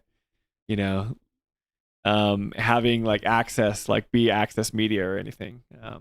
But anyway, we'll cross that bridge if it ever comes to us, but who knows if it will. Some of these questions are answered in the Ultimanias, but you shouldn't need the guidebook to get it. Yes. Right. And so, I mean, yeah, the Ultimanias just are a whole like encyclopedia thing that will answer some of the questions that aren't answered in games. But if it's not answered in the game you're playing, then I think that's a fail. You can't expect people to have a prerequisite in order to understand your story. You can't have required reading outside of it to understand what's happening. You can have required reading to like, what's the word? I talk about this all the time and I can't say it, but it's like you can have required reading and outside, like, you know, some sort of prerequisite to enjoy it more, to add a bit of substance, but it can't be the exclusive route to answer questions that you've set up in the game. They will, after this last Twitter session, probably. What will they do, Alyssa? I can't remember. But anyway, Mr. Bigglesworth says, because you go on an adventure and find the power of friendship and kill God every time, and it feels good every time. Power of friendship. Like games for gameplay too. Controversy hot take from me, but I really just like Zelda the Wind Waker. The art style pull me out. The story is meh, and the gameplay is what make me finish the thing. Yeah, like I remember I was like young and the GameCube was coming out and you were having those console war battles with your friend, and the Xbox was coming out and the PlayStation 2, and they were like, oh, Zelda's like lame, dude. But I'm like, did you see that Space World 2000 demo? Like Link fighting Ganon, it's gonna be so awesome. And then they show Wind Waker and it's like this chibi cartoon character. I actually really like Wind Waker. I don't have a problem with it. Like it's like the mystery, it's the adventure that you go on, and like I think that the art style has aged well over time, right? Because you can still play it today and it's still kind of like that fun art style. But yeah, a level of seriousness was like removed, because when you're playing Ocarina of Time and you get to adult Link and you're fighting Ganon, you're like, man, this is so mature and awesome. And then you never feel that way in Wind Waker, except for when you stab Ganon in the head at the very end. That's pretty good. Let's see here. Yeah, I still don't like the game, but it was fun to play. Cool. Any hints on Chapter 9, Part 3 release date? You're coming here for the deets. Jolie is working on B-roll right now. So, a behind-the-scenes explanation. Jolie, the way she cuts the video together, right? She goes through and she goes through the dialogue first. So when me, Ernest, and Jolie record a video or record one of the sections, you know, we have our notes and we talk about everything. Jolie has a whole script that she writes out, and we have to get from where we just last let off. And where we let off was like right at the reactor, right after the girls fought Scarlet, right? So this is like where all the story stuff takes down, right? Where Tifa falls into the reactor and Cloud loses his mind. And we just have a big old discussion about that stuff that happens. So Jolie's done. She's gone. She's laid everything down. She's gone through the script and she's cut up all of our speaking parts. And now she's just adding B-roll. So she's going back and picking like the B-roll stuff. If you don't know what B-roll is, it's just it's like the context footage that whenever we're talking about like Cloud is losing his mind, it'll cut to Cloud, you know, in that part where he's like being controlled by Sephiroth, you know. And Jolie, it's like on another level. This is something that she does more than like any other YouTuber, but she'll write a script out. So when she's talking, she says it as she's recording, but she's planning that she's going to use that section from the game. She'll be like, when Tifa says like, and then instead of her saying it, you know, like us on stream being like, when Tifa says, I'm sick of this, I'm sick of all of this, it'll be like, when Tifa says, and then it cuts to, you know, and Tifa, she just allows the clip to play itself and it flows perfectly. So Jolie's done with all of that, and she's just adding those B-roll sections to make it done. I don't have a timeline ETA, but yeah, it'll be good. You'll get it sooner than you think, but it's gonna be good. This is our favorite like episode yet, so you're gonna love it. Alyssa says enhance the experience. I want the entire enchilada, gameplay, fun factor, gripping story. I want it all. Yeah, and those are the games that you remember for the rest of your life, and you love them. What is it? What is all this talk about Final Fantasy Tactics? 90-minute preamble. I'm actually very eager to hear Jolie's thoughts on how they did the ending from kind of a film perspective. Those last cutscenes are a lot. Yeah, I'm not giving away like her thoughts. You guys kind of know how I feel about it, and you'll probably like when you watch the ending stuff when we get to the last chapters, you'll be like, oh, okay, I kind of know what Spencer's talking about because I've heard him talk on stream. But yeah, I'm interested to hear what Ernest thinks, because he just accepts everything that the developers do. He's totally toxic positive. But whatever, we love Ernest.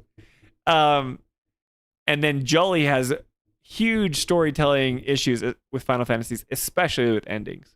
So yeah, you'll get an earful of Jolie's perspectives. Alyssa says, I'm sick of Tifa recalling all that. Laugh out loud. Tactics time. Well, see, I know I want to read through these questions that we have. You guys are like, play the game. Toolman, he's not toxic positive. He's just knows what's going to happen, and he always accepted it. I don't know. I don't think he knows anything that's going to happen, to be honest. Rebranding it as earnest positivity. Yep. It works. He's earnest, right? Okay, let's read through some of these. This is the thread, but we'll just go quick. So, Kurarudo, how Sephiroth was able to appear to Cloud and the others as himself without the help of black-cloaked men in the knowledge of intent different from the original story. So, if you know, Cloud sees Sephiroth in Chapter 2, or at the very ending. He could be talking about the ending, but there's multiple times where Sephiroth appears. And in the original game, that never happens. So it's like, who is this? Is it all in Cloud's head? If it's all in Cloud's head, but he hasn't had these like run-ins with Sephiroth, because if it's the OG and you think about it like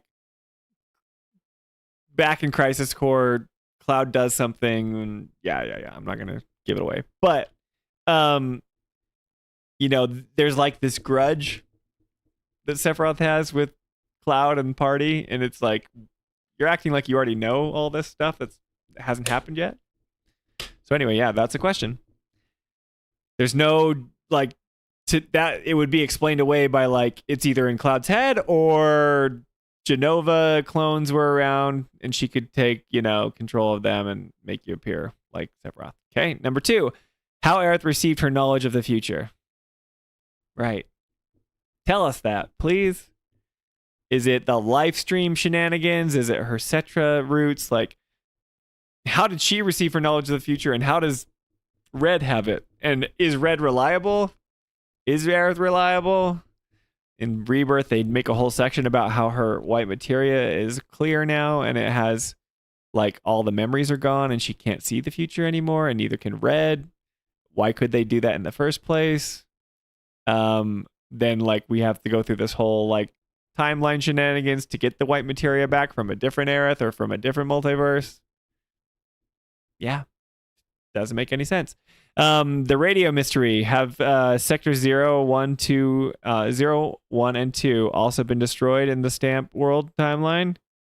Is there a newscast from the Terrier World line and the Beagle World line? See, I don't know. I don't even know about this. Culminating in this unprecedented destruction.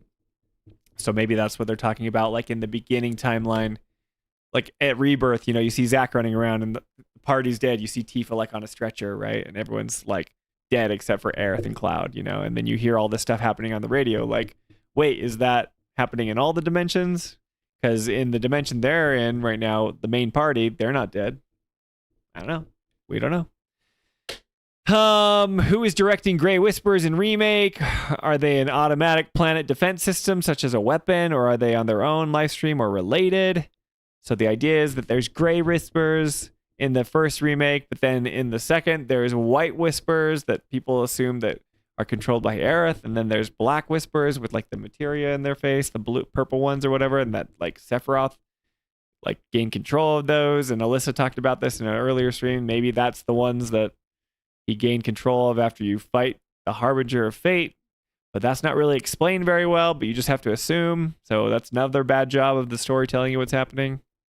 And I don't want people to think like, oh yeah, like it needs to be spelled out perfectly and there's no room for nuance or like mystery or critical thinking or effort from the viewer or player. Like, I like when media challenges you to kind of understand the mystery. I don't think they should just sit us down and are like, this is what we were thinking about, this and this, but they need to have some sort of satisfying payoff as to like why they did this.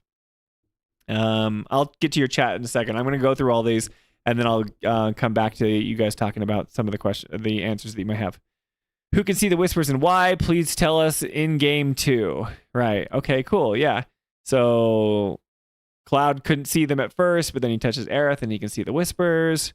What are the white and gray spaces? Yep, they're just okay, cool. Like, is this in Cloud's mind? Is this really happening? Do you fight Sephiroth at the end of Rebirth? Why are the whispers there? Are baby weapons related to whispers? If yes, how more Mangus materia and weapon lore, please? Yeah, these baby weapons that are swimming in the live stream or whatever. We talk about this in the next deep dive.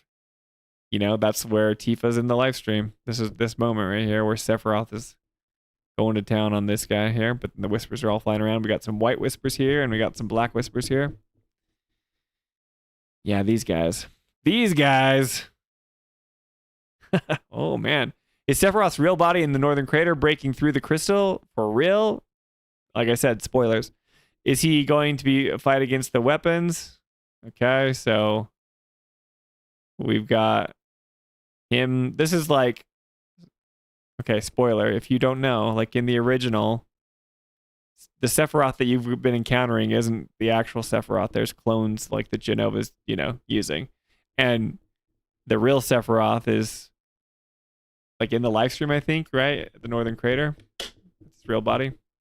Gotta look at that one here. But you guys can tell me if I'm wrong. I don't know everything, like I said. Does Sephiroth use or Watashi to refer to himself, or are they two different people or manifestations? I, son of Genova, will claim my birthright. Sephiroth, but I will not end. Okay. Sephiroth turns into Genova life clinger. Does that mean he has Genova's thumb in his pocket? Usually, if you combine Black Cloaked Man and Genova carcass fragment, it will turn into Genova. Okay. I don't know. These are just like, those are like mechanics for bosses to happen. It's like, I don't even know why we're fighting Genova. I don't really know how Genova does anything. But I don't know like stuff from the original, right? Is Genova infecting the planet's memories? Okay, so is she affecting live stream stuff? I don't know. Genova's like the real villain. 12. Where did Professor Gast find Genova's specimen? Was the body actually the Shadow Blood Queen? Okay.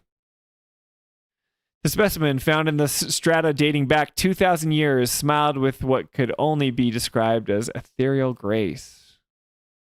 Okay.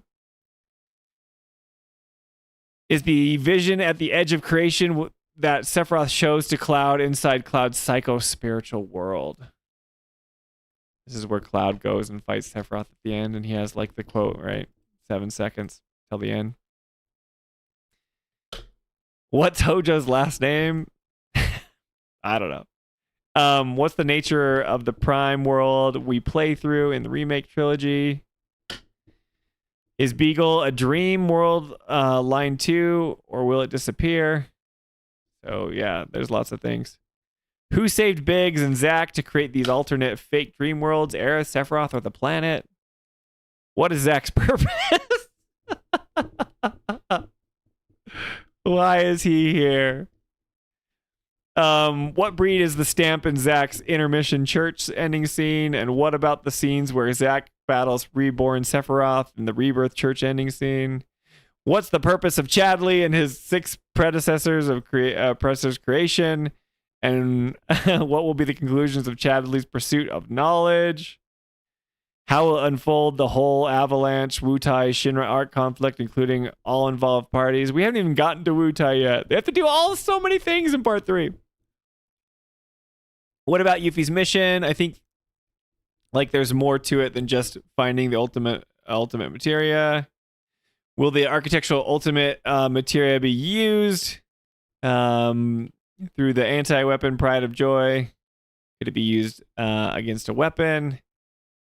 Are we going to explore Fort Condor location? Are we going to visit the sunken ruins of Republic of Junon with the submarine, or even Radors?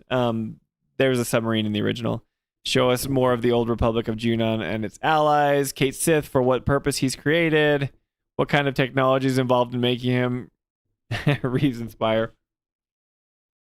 Is the Temple of the Ancients icon depicted the layers of the world? Is it Cetra's power of to manipulate these layers of the world and move through them? Are they even able to hide the black materia in them? Where did the Cetra come from? Are they from another planet, or perhaps, as per the prophecy, born of the planet? What are the functions of the white and black materia beyond what the original story told us? The Gi tribe and the temple have teased a bit about this already. Yeah, that they're the ones who created the black materia. I don't think that was in the original. Maybe it was implied. He's Marlene, a Cetra descendant. Why does she have like that connection that like only her and Aerith can have, you know? Anyway. Lots of stuff. Lots of stuff. Let's see what you guys said here. What's up, Subtext? You're the reason for all this drama, Subtext. I'm kidding. Now that Subtext is here, I have to tell them that no shade, no harm. I think what you guys are doing are great. I'm just saying that I think it's okay to have some dissenting opinions from the developers. So we're kind of going through that. Anyway, let's deep dive into the Twitter feeds. Let's go. All answers to these as well because it's a red herring. Red herring. 2 is a red herring. Also because of the live stream. Also because of the live stream. You just answer. Okay, 2. I've got a video in mind for this. Don't say stay tuned. I never actually work on stuff. Okay, Toolman. Let's see your video because I can't produce stuff like Jolie can. Cloud just imagined this. This was implemented. Okay, so okay, cool. You're putting things. Cloud just imagined this. Let's go over to 3 here. Okay, I'll get there. We'll go along with your quotes here. So 3. Okay, you're just saying like talking about the, you know, destruction and the stuff that was happening. You said Cloud just imagined this. This was implemented so that the plot could happen. Oh, you're talking about the Grey Whispers, right? The news broadcast, the subtext, is the same in both, except Zax has a moment where a truck interrupts the newscaster, but I'm 99% sure the actual news report is word for word the same. What's up, subtext? The radio feed that Zack listens to Midgar is demolished. In the Beagle timeline, we can see Midgar standing just like nothing, but the radio is the same feed as Zack telling you Midgar is demolished. Right, exactly, subtext, and welcome. Number 7 here, the baby weapons. Baby weapons are blue and red colored, sapphire and ruby, perhaps. Poor tactics playthrough. Yeah, no chance with the news. All these need to be explained in game. Yes, they need. Okay, like some of these things are like I don't even care if they answer all of these, right? But like if you're setting up mysteries, you have to pay it off. I don't like. You can't answer it in some other required reading like we were talking about, right? You have to pay off the mysteries that you've been setting up. You have to give us some sort of answer or some sort of way to understand what's been going on. And it can't just be like some MacGuffin like the live stream deems it so. 7, also because of the live stream. Oh, and 7, you're saying this the people there. Eventually we will fatigue of the Final Fantasy 7 news. I don't think so, man. It's been going for 10 years and people still get excited. Javier, you're talking to Javier. Literally in this case, 10. Let's go to 10. Do I spot a white materia in Genova's chest? Who knows, man. Play an optional mini game to get the full story. Sure. Exactly, Bigglesworth. Nice. You know what's funny about that subtext? I don't know if you're still here, but you say Hojo Gainsborough. It's like hilarious that like Vincent and what's her name? Is it Lucretia? It's just funny, like the origins of Sephiroth, like how he's conceived. And Jolie always makes me laugh because she's like, him? Hojo? You know, this guy? You went for this guy over Vincent? The like tough Turk? Oh, anyway. Hojo Gainsborough. Oh, that would be weird. Isn't Hojo his last name? Maybe. Get the DLC and find out. Wink, wink. Zach wants to know this too. Yeah, Zach is invested. That's the name of Aerith and Sephiroth's live stream baby. Oh, please don't let it be true. Maybe not. This is Alyssa saying we still haven't gone to Rocket Town. We have so much to do in part 3. We have so much to do. They don't have time.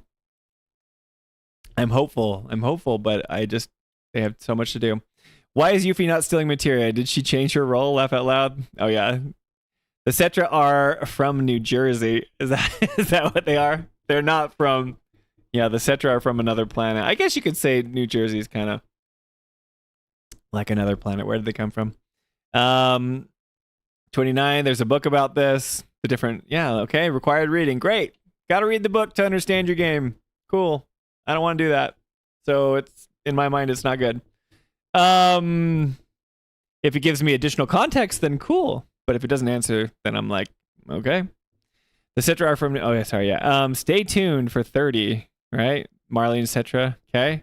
The community is doing the best we can with the messaging. It's just frustrating and exciting. The DLC will answer everything, Spencer. Yes.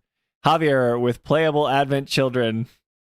Like, okay, if that's the case, if the DLC is actually Advent children related, I don't think anything can be story-wise. I don't think anything can be worse than Advent children. So like, if the DLC is like a way for us to play Advent children and they have a crack at like not making it so cringe, that'd be okay in my book. I think it would be kind of dumb, but I think there shouldn't be DLC to part 3. I think you should be able to finish the story and not have to tell anything new. I know Advent children is later on in the game, or later on in the timeline, and it's not like right after what happens. But anyway, that'd be funny. Andrew says, when does Cloud and Squall fight off the army of the Heartless? People have issues with that. They're like, Kingdom Hearts, like there's too much Kingdom Hearts in the remake or whatever. I don't care. I like the mystery if they pay it off. Marlene is mad at all the theory crafters. She's already spoiled part 3's plot, but of course adults just don't listen. Yep. Subtext says, for the one asking if Sephiroth used or Watashi, different personal pronouns that indicate level of agency, aka Genova separation. It's neither. I just checked the Japanese. This is why, see, I'm not a lore guy. This is why we need subtext.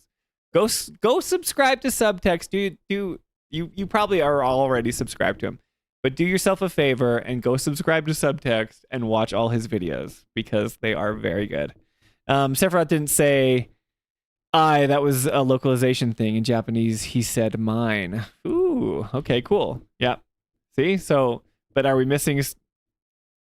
I'm not going to play it in Japanese, and I'm not going to do the translation, so it needs to make sense for me, subtext. She's not wrong. Vincent needs a better taste in women. Oh, yeah, Lucretia, right? Hojo is like Prince. No last name, just Hojo. I love it. The scientist formerly known as Hojo. Now I need a fan artist to draw Hojo in sparkly purple coat. Chat, don't tell him about Dirge. I know about Dirge. Known as the artist now. Laugh out loud. Anyway, I can unsubscribe and resubscribe if you want. Yeah, do that. Let Subtext just get another pop, you know. Congrats to Subtext too. He just hit 10,000 subscribers. So he should have more subscribers, man. Like Jolie still hasn't watched this video yet because she's saving like her opinions for the end, right? But anyway, yeah. Anyway, there's just the reason I show you guys that. Let me switch over here.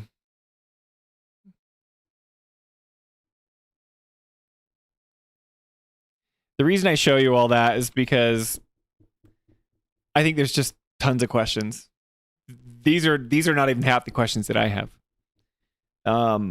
And I just want them to pay it off. I want them to lean in to the stuff that they've been setting up and teasing about. I don't want them to go back and just be like, it was all in Cloud's head. They can do it. They can make it interesting if that's the case. And I won't have a problem with that. But I was talking to Subtext. Well, I was just tweeting at him. And I was just saying like, well, I'm like one of those people that haven't played the original, and I'm leaving room for them to answer these questions. But right now, I do think the story is a disaster. I don't think that it's making sense. I think there's so many questions, and they haven't even given us like an inkling of like, you know, what's happening. I felt like in Remake, it set up the mystery really well, and it kind of was like, all right, things are gonna change, but we're gonna stay kind of close to the original, you know. And I know stuff that's happened to the original because, like I said, I'm married to Jolie, and she talks about it all the time. We have a Final Fantasy channel, but then Rebirth happens, and Rebirth doesn't commit to anything. They're just kind of doing the same thing, and they're not answering any questions. They're just kind of being like, it's mysterious, and here's more whispers, and now they're a little different, but they're still kind of trying to keep things from happening. And I just think they have a tall order ahead of them, and I wish them the best of luck. But just like we talked about all today, it's like, I don't like this toxic positivity in the Final Fantasy VII community right now. It's just like, it's okay to be critical. And I'm not talking about what Sebi's saying. Go after Sebi for being ridiculous or whatever. I mean, don't go after him. Be nice. Everyone be nice. Be nice. But like, I'm talking about like honest concerns that consumers and players have, right? And I think that's fine to voice those concerns.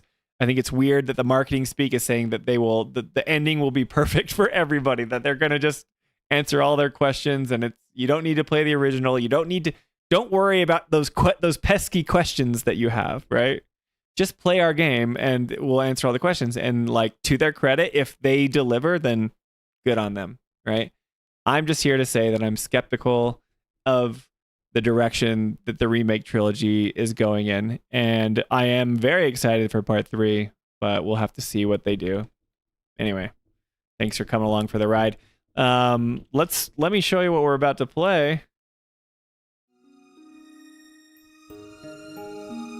I'll let you listen to a little bit of Tactics music while we finish up these chats here, and then we'll get started. Guys, and 2 hours in, we're ready to play some Tactics, and I'm just gonna, corner a goblin and get some job points. Nah, we'll advance the story. Dirge will be a crossover event with Call of Duty. That's so funny. When is the final chapter of 9 episode coming out, by the way? Well, here's the sad story. We actually have part 4, so we've only released 2 parts. There's 4 parts to chapter 9. We're bad, guys. Don't follow us if you want stuff soon, but we told Andrew about it. We will be having... Jolie's working on the B-roll right now, so it's the last thing she does before she releases the video. So it's soon. I can't tell you when, just because we've edited it at night after work and kids and stuff. So soon, subtext. So she'll see it right before part 3 drops. Yep. Vincent plus Nero, Weiss, all of it's coming together in part 3. Probably what the DLC will be. Curious, do you know what happened to the rest of the OG since you haven't played it? Okay, spoilers for anyone that hasn't played the original. Subtext, this is my honest answer to you. This is all I know. I know that Cloud is messed up in the head, that it's not really him, that, I know that the big twist was Zack, him kind of taking on his personality. I have no idea how that happens. I know that he was experimented on by Hojo, and that he wasn't like a soldier, but he was manipulated and tested on with Mako. He has Mako poisoning or whatever. Zack was already a soldier and had, the Mako stuff. And then I know that there's these bigger weapons. I don't even know what they look like. I know that they're not like these baby weapons, and that the party fights them, and I know we fly around in an airship. I know nothing of Wutai. I know nothing of I know that there's a snowboarding scene. I don't know any of the towns. When I played Rebirth, I didn't know what Junon was. I didn't know there was a big parade. I didn't know anything about Rufus. I didn't know I'd heard of Bugenhagen. Is that his name? And Cosmo Canyon, but just from Tifa's drink or whatever. And I knew it was a place, but it was all through osmosis of being married to Jolie, and I listening to MinMax or the Game Informer show back in the day, and they're big Final Fantasy fans, and so I learned stuff from the things that they say. That's all I know, subtext. So it's I was gonna play the OG before part 3 release, but after this Twitter conversation that everyone's been having, I'm I kind of don't want to. I don't want to play it. I want to see if what Hamaguchi says is true. If I can just play the original, just play the remake and and be okay with it. And to if you're still on subtext, what I don't think you need to play the original to enjoy these new games. I'm having a great time, but narratively, I don't get what's going on, and I know that the OG people don't know what's going on too. But I think it's very bad storytelling right now. Your video is the only thing that gives me hope. You just answered it. So, have you seen how it plays out in the OG, or know what the moment? Let's see. Our moments are almost like a bullet list. Yeah, like I said, just what I said. I know little things, and I kind of know the twist. I know like that Zach was added later, but I kind of know what that is. Okay, Alyssa says he split himself to a certain extent, but doesn't know all the minutia. Spencer is just confused because he hasn't consulted the chart, the one that visually depicts 7 timelines and fills up a 4K display 10 times over. Gotta tell me about this chart, guys. They already promised that the war with Wutai would be part of part 3, Andrew, and it feels like Nero and Weiss will be part of that. I'm wondering when Genesis will pop in. Yeah, and okay, we didn't even, in that list, we didn't even talk about Glenn, Lodbrok. Jolie's been playing Ever Crisis, and they're saying stuff about him, but is that a Genova clone? Is that Sephiroth? We see about it. They're just incorporating new things. More robed shenanigans. I don't know what's going on. That part was so weird. So weird for me that has no idea what's going on. I think it was weird for most people because he wasn't really part of the original either. They already promised that. Okay, cool. I'm wondering when Genesis will pop in. And I know Genesis, Crisis Core. I'm not very fond of this Argath guy. Toolman, we'll get there. 4 parts of chapter 9. Oh my goodness. That's what he said. OMG means oh my goodness. Haha. Yeah, it's the longest chapter. We are creating the deepest dive, like I like Min-Max, right? And they have a deepest dive series, but we are making the most. See, the thing is, with our content, we're not even making the most thorough thing. We're not pulling out the Ultimania and really diving in the lore and saying this is what happens. We're just talking about this more than any people on the internet. So yes, we're ridiculous, but it's been fun. Rebirth really needed a DLC to answer some of the minor questions. Otherwise, part 3 needs to be 2 times the size of Rebirth, and it won't be. They said it'll be similar size, and it'll be faster paced. A lot does happen in chapter 9. Yee! Let's spend some quality time in the menu of tactics, and where they left off in part 2 is a pretty big point. And now you announce spoilers. I've been announcing spoilers for a while. Will Cloud be the actual clone this time? Change it up, Square. Oh, interesting that you to know what you know. You're in for a lot. Okay, yeah. Yeah, I don't even know what Rocket Town is. I didn't really I know the High Wind's a thing. There's lots of stuff, right? But I'm accepting it because I don't know, but I feel like I don't know. I feel like the storytelling's bad. But I'm excited to see. If they can pull it off, then I will change my tune. Shake that cradle, Square. If somehow finishes Tactics before part 3, then we need the OG playthrough on stream. Yeah, if we ever get there, man. But see, I don't want to play it before part 3 now. Yeah, take note from Chrono Trigger. I want to play Chrono Trigger too. I've never played it. The real Cloud died years ago. Cloud was a Cetra. It might be better for you only to play Re-Trilogy. I'm curious those perspectives. I just ate this hair. I will play the OG after Re-Trilogy. But yeah, anyway. Does Re-Trilogy because I want to be different. We have 3 hosts. Jolie's played the original and she went back and replayed the original and she captured footage for it in anticipation of these new remakes. Ernest has played the original 1 time and he doesn't remember anything. He doesn't even know what's going on with we joke now because he doesn't even know who Kate Sith is and all that.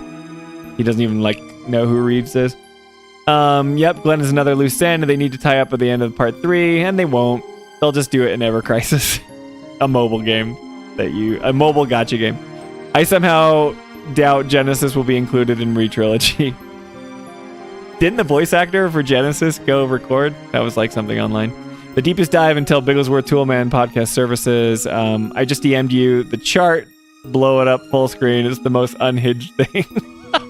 I have tactics pulled up. We're going to get to it. I'll take a look at it though. But the devs wanted you to play Crisis Core before Rebirth, Javier. You play and learn about all these characters and leave Genesis hanging out like that? The answer is simple as that. Money. Yeah, bank. Take it to the bank. Get that money in the bank. We did it, guys. 2 hours and 2 minutes. Probably 2 hours because we didn't start the stream right on time. Yeah. Breadcrumbs in gaming is just like lurking in chat. He's waiting until we start playing tactics so he can tell me like how to level up my characters. But, yeah. After scrolling Twitter for an hour, maybe Argoth isn't so bad. All right, I'm starting the game, guys. Yeah, I knew you were still here, Breadcrumb. I love that I can call you out and be like, he's here. He's going to help me out. But yeah, so those are my issues. I don't know, guys. Like, we'll see.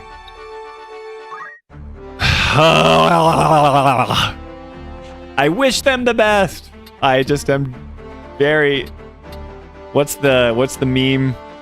The LA Noir meme of like doubt, right? You can like do the face of like I'm doubting, but was Spencer called a churl on Twitter? Oh, dude, people were nice. I was being kind of salty. There were some people that were calling me retard and like my opinions suck ass. Asmongold. Just kidding. Not like he's got opinions. I'm just trying to think of someone that wasn't a swear. Maybe they were like him. But people were not happy with some of the things I had to say, and I was trying to be kind, but I was like, whatever, it's just Twitter. Okay, let's see here. What am I doing? I have forgotten how to play my units. What do we got? Inventory. Do I have my potions? Do I have my Phoenix Downs? That's all that matters. Okay, we're good. Let's advance the story, guys.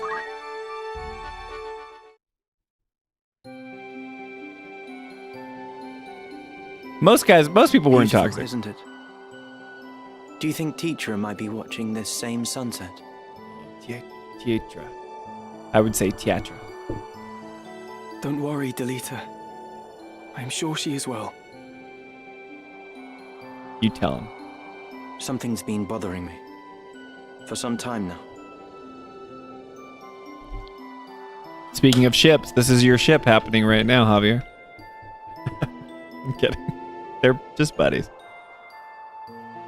Argath's words trouble you, do they not? They trouble there are everyone. things beyond the power of our changing, try though we might. Do not say that. If a thing can be endeavored, it can be done. I think this game is Will so Endeavor cool. grant me an army, Ramza? They're just roommates, chat. Yes, thank you, subtext. This is clear writing, and it's wonderful. Ramlita forever. Oh yeah, I didn't change my... What was I supposed to change my profile picture to?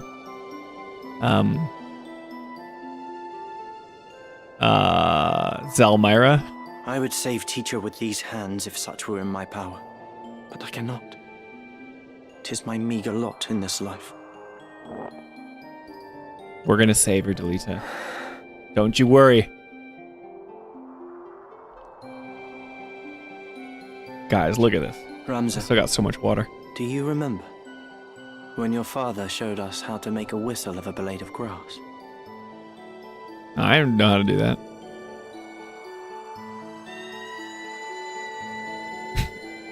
This is a cool moment.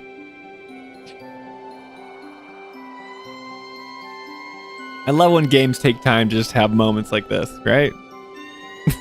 They're still going. Love it. Games need to slow down more. That was good. That was good. All right, let's just go for it.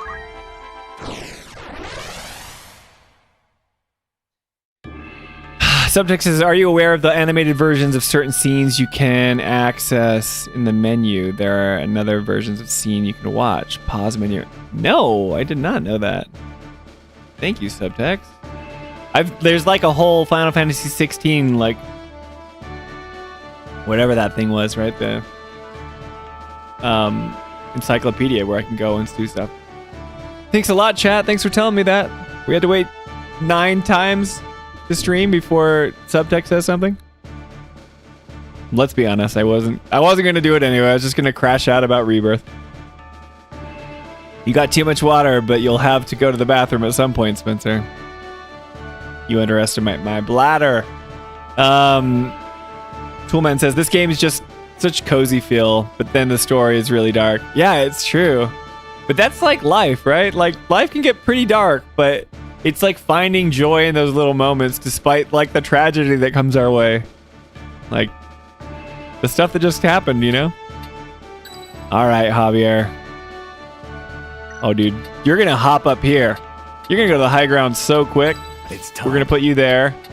Mr. Bigglesworth, let's put you... I'm just gonna hold you back a little bit. We're gonna put our thief up front, and Jolie's gonna hang out over here. To battle. Okay, great, Subtext. I will check those out for sure. Oh, dude, I'm going right. This way as well. It's Millie. No route is left for us out of these highlands. I don't know why they didn't incorporate those animations in this version of the game. Keep them off the OG style, I say. Okay, was that like something when they did it in the PSP? They had these animations? Me and Jolie will watch them. She'll be excited to see them. Mr. Bigglesworth says, to Toolman, cozy with dark underside. Have you seen anything to do with Wanderstop? I won't spoil it for you. Oh, I've heard good things. Jolie needs to get strong to combat this sinus infection. Jolie has been leveling up. She just... I will spoil...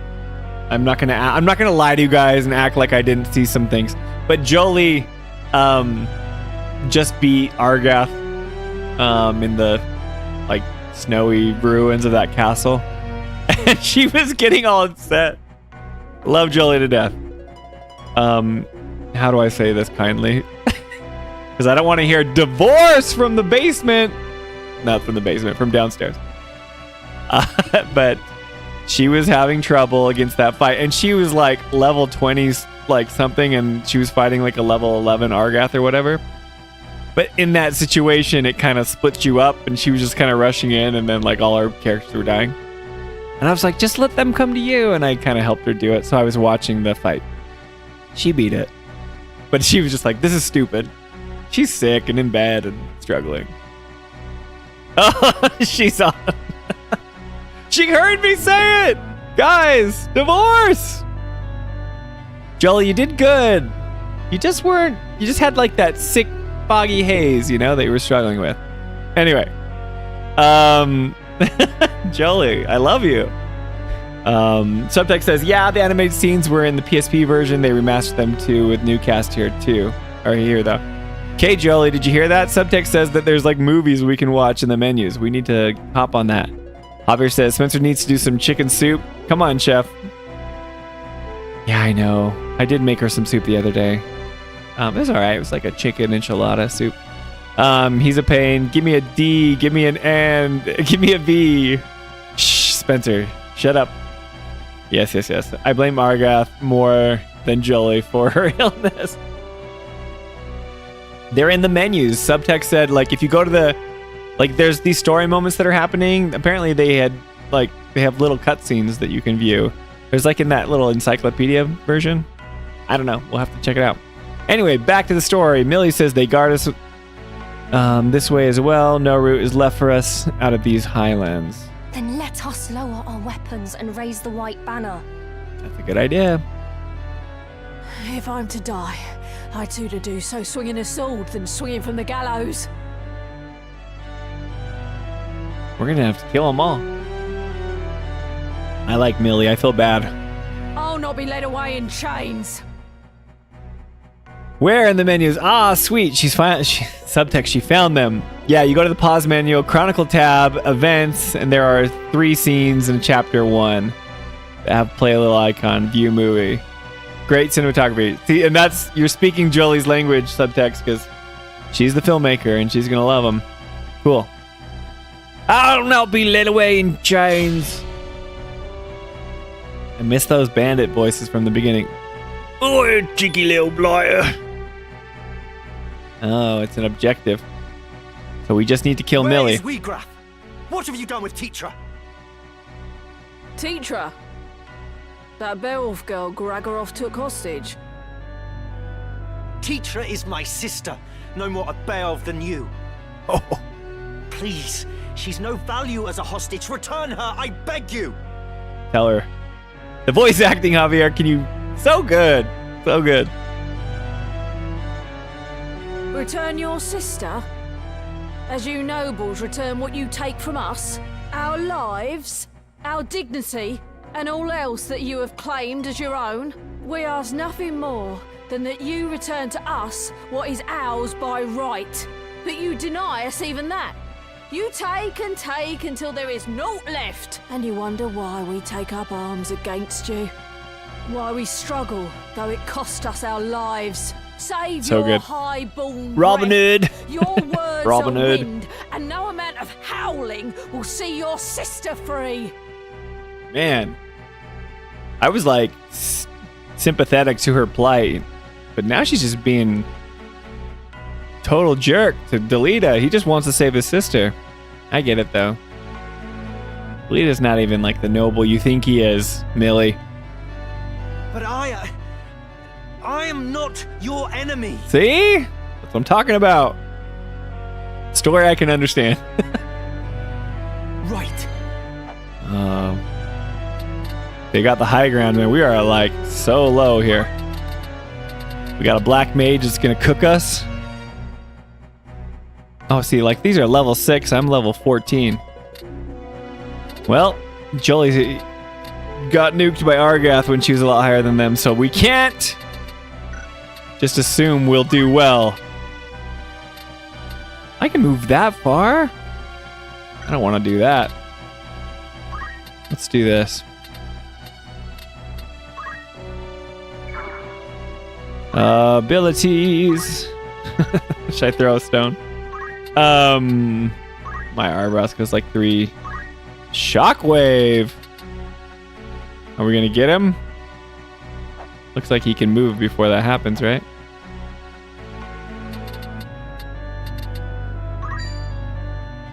It kills him, but he's gonna move.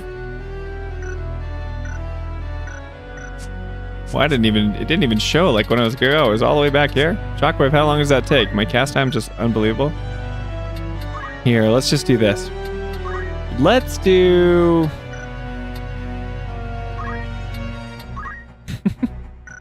Let's just focus. Let's let them come to us. Breadcrumbs and gaming. My tactics man. Where's plan C? Every time I start playing tactics, plan C comes out of nowhere. Oh, is it really? I should have waited for you. We could have got that guy. Where am I needed? All right, Alyssa. Seeing Meludia reminds me of the one of the most brutal lines in the game from Argath. A-hole line, such a good dialogue. It's so good. It's so good, and the voice acting just elevates it. It's really incredible. Like I'm invested. I know I'm playing it on stream, and I would be like way more involved, but very, very good. It's okay. It's a fun fight. Enjoy this one. Thank you. All right, Alyssa, what are we doing with you? I don't even know what you can do. We changed you to a thief, and all you can do is steal gil. What do we have? We've got fundamentals. You can throw a stone. I'm gonna just have you hang out over here, you know? Don't worry. We're taking things slow, guys. Here we go. Oh yeah, level up. Ready. Delita. He's gonna run in there and just like throw a stone or something. No turning back. Oh, dude, what's she doing? Thunder. We gotta stop him before thunder hits us. We can't move. Oh yeah, you better not cast haste.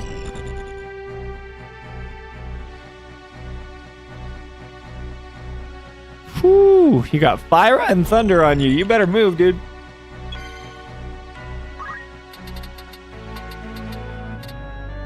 What can you do for us, Javier? Your aim 5 will... Your aim 1 is the only thing that'll go before it. Aim 1. I know I just walked into like a place here.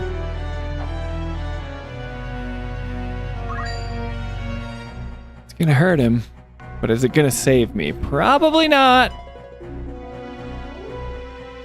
Do I just tank this thing? Do I, where did they were gonna cast it like right on me there, right? But I want you to have the high ground. I've never lost a battle, and I'm being kind of dumb about this. So, where's this? The haste is still gonna get it off. What if I just shoot you regularly? Huh? What if I don't wait for anything? Instant cast. Doesn't kill you. Unbelievable. Where's the other black mage? Right here. Unbelievable.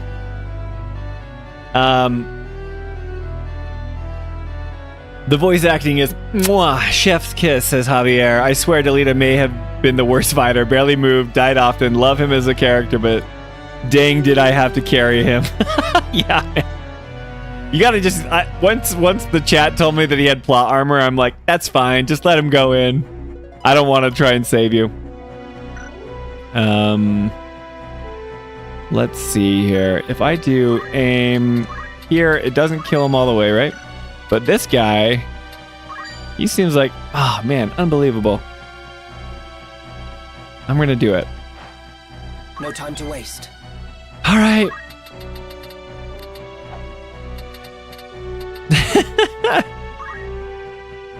Bigglesworth, what do we got for you? We've got time magics and white magics.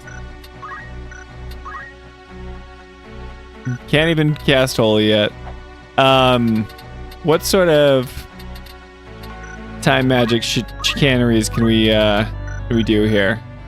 If I don't really understand haste quite yet. I know that it like will increase my speed and it lets me go sooner than maybe before. If I give it to Ramza, haste goes, but he's not going to be able to move in time, right? Am I just going to get scorched and die? I think the best move is to who's next? Okay, Jolie's still around. I like that they're all grouped. Maybe I just throw in a haste for these guys here, you know? Go for it. Oh! It's targeting the unit. Let me see. So can I move? If I'm targeting the unit, can I move forward and he'll still cast it on me if I'm within range? You want the fun to keep going. Yeah, right, okay. So I want to like nuke these guys if I can. Black magic. Fyra. Hit 3 of them there. You nuke my characters, I'll nuke yours. You can still move. Okay, cool. Thank you. What if I go here?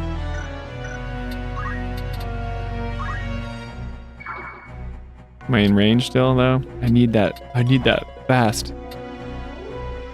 I'm being weird. Sorry. I know you guys like to see me strategize in real time and I do a poor job. But I want to see how many people I can hit. He's already kind of hosed right now, right? We want to hit him anyway because... Ooh. I'm just going to see how much damage it does to all of them.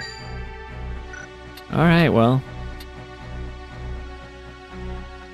Shall we? Let's do the tile. Alright, let's see if my guys survive this assault from fire and thunder. I'm probably gonna die. Haste.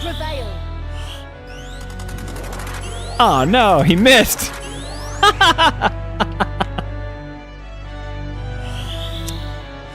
Embarrassing.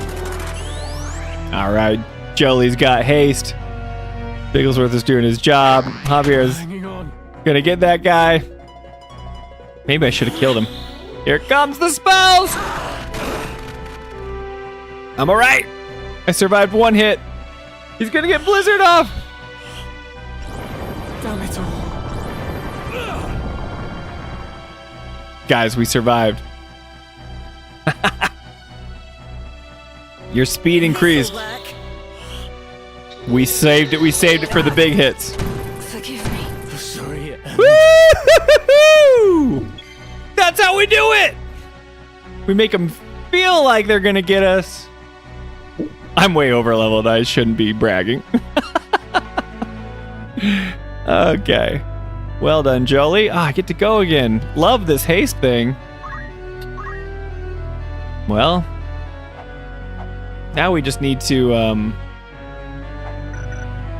not as worried about you. Can I get to the other black mage? What sort of, Eye of Thundera, give me sight beyond sight. Ho! You guys said I could be Lion though, right? I like it. We're gonna get him. Unit. I will not give up. I will not give up.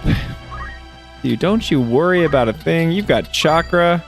Oh, it's not gonna help out Javier because of that dumb slope. Not cool, guys. Well, I'll still use it. Give me my MP back. Now I want to like just hang out here.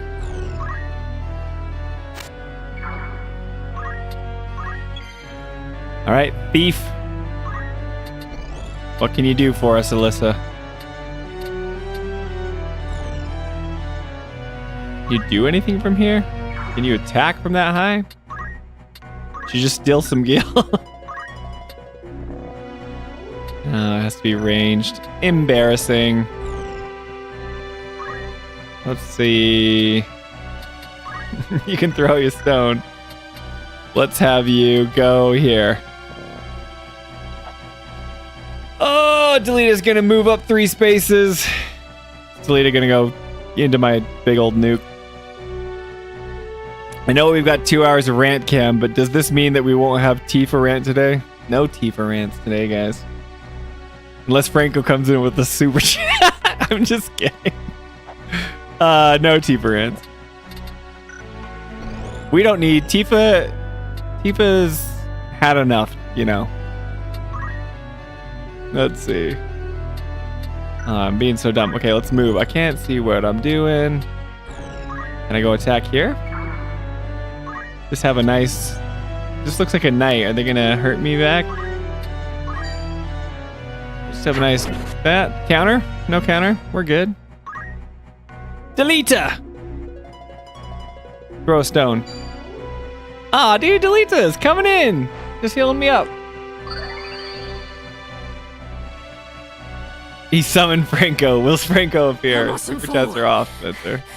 They are good. There's no other way. Okay, what's she gonna do?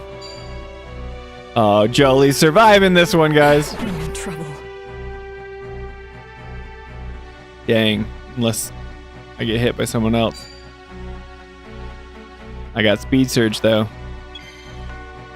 Oh man. Oh, she's going in. She's an archer. Javier, it's all up to you. You have the high ground. Dude, you're just gonna... Your aim just misses all of them, dude. I feel like we have to attack now. Right? I want to save the objective till the end. Can't kill her. We'll just do a nice little hit there. Maybe it'll... Wait. Look at this way. Ah! Alyssa, I can't let you die. It's no use. Dude, Jolie.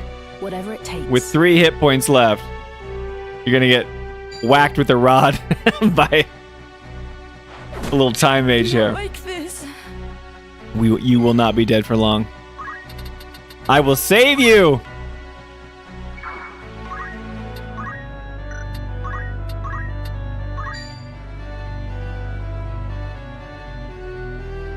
I will raise the unit. I will. Yep, that's what I want.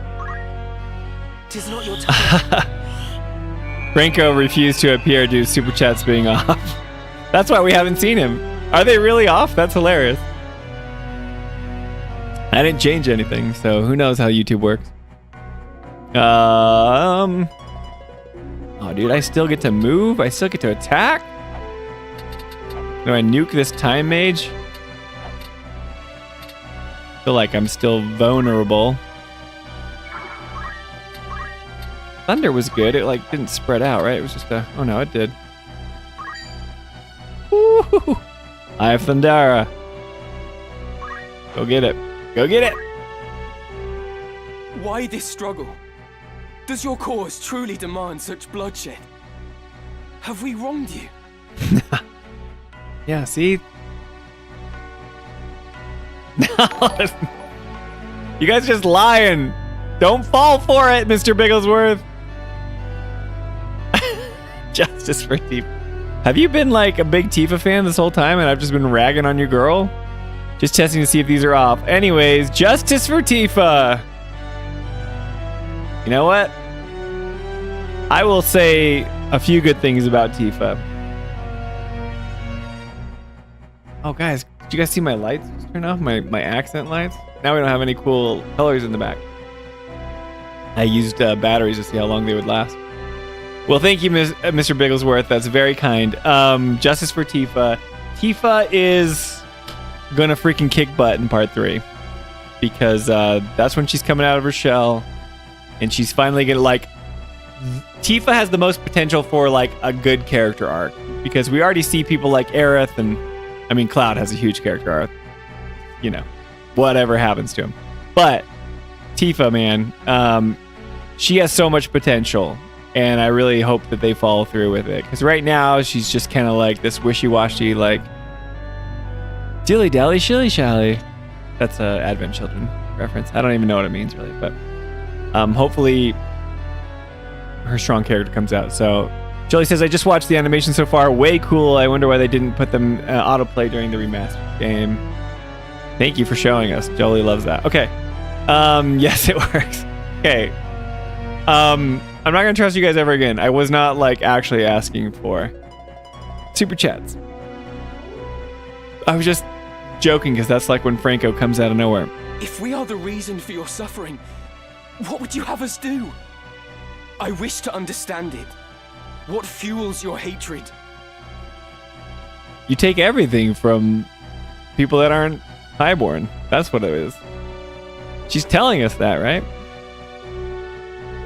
Vilest are they who knowingly grease the wheel of our oppression. Still, it is enough that you can stand before me in ignorance. You may not see the world beyond your high walls, but that does not mean they mark its boundaries. It may well be you've done no wrong, but it is your place in the world that drives my hatred on. See, Millie's now she's saying like she just hates him because he's noble. I mean, like the nobles treat them like cattle, right? You have people like Argath that say how they really feel. But now she's just saying like it's your place in the world that drives my hatred on. So I will never accept you as someone who's kind or reasonable. Which is like kind of true in society, right? We have groups of people that just are indoctrinated from a young age that they just hate a certain group of people, which is awful. Like, but that's part of their upbringing. Hopefully we could avoid that in real life, and sounds like Millie is trapped in that too. Bummer. You bear the name Belf, and that name is my enemy. Yeah, man. It's time. Bummer. Bummer.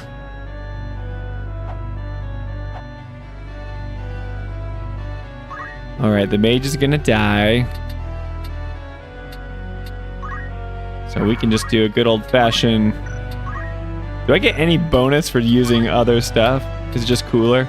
I'm gonna backhand. I like it because we don't know how much damage it does. We're just gonna... Oh wait, am I gonna miss because I'm on like uneven footing? Nope, can't do it. Can't. I gotta be sure. I gotta be sure we're gonna land the attack.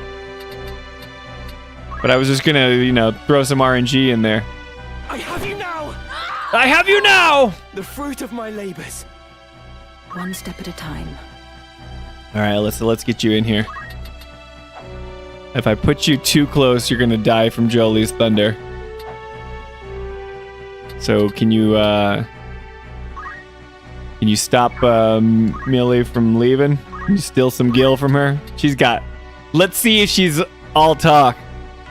Because if Millie's talking about how she's not highborn and she's got extra gil, maybe she's lying.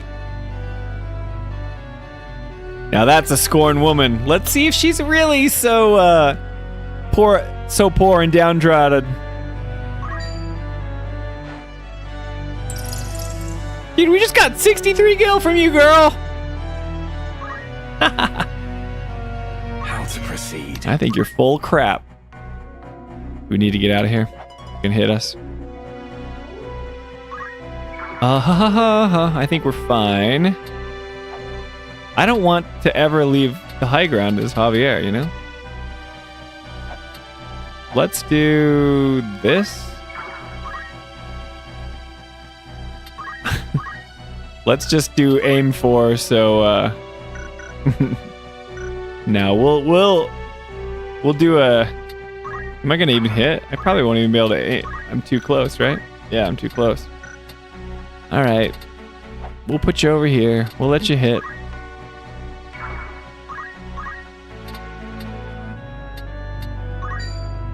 We'll let Javier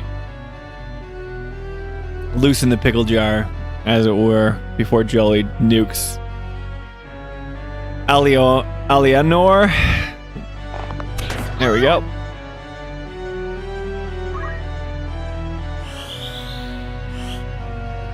The death Got her.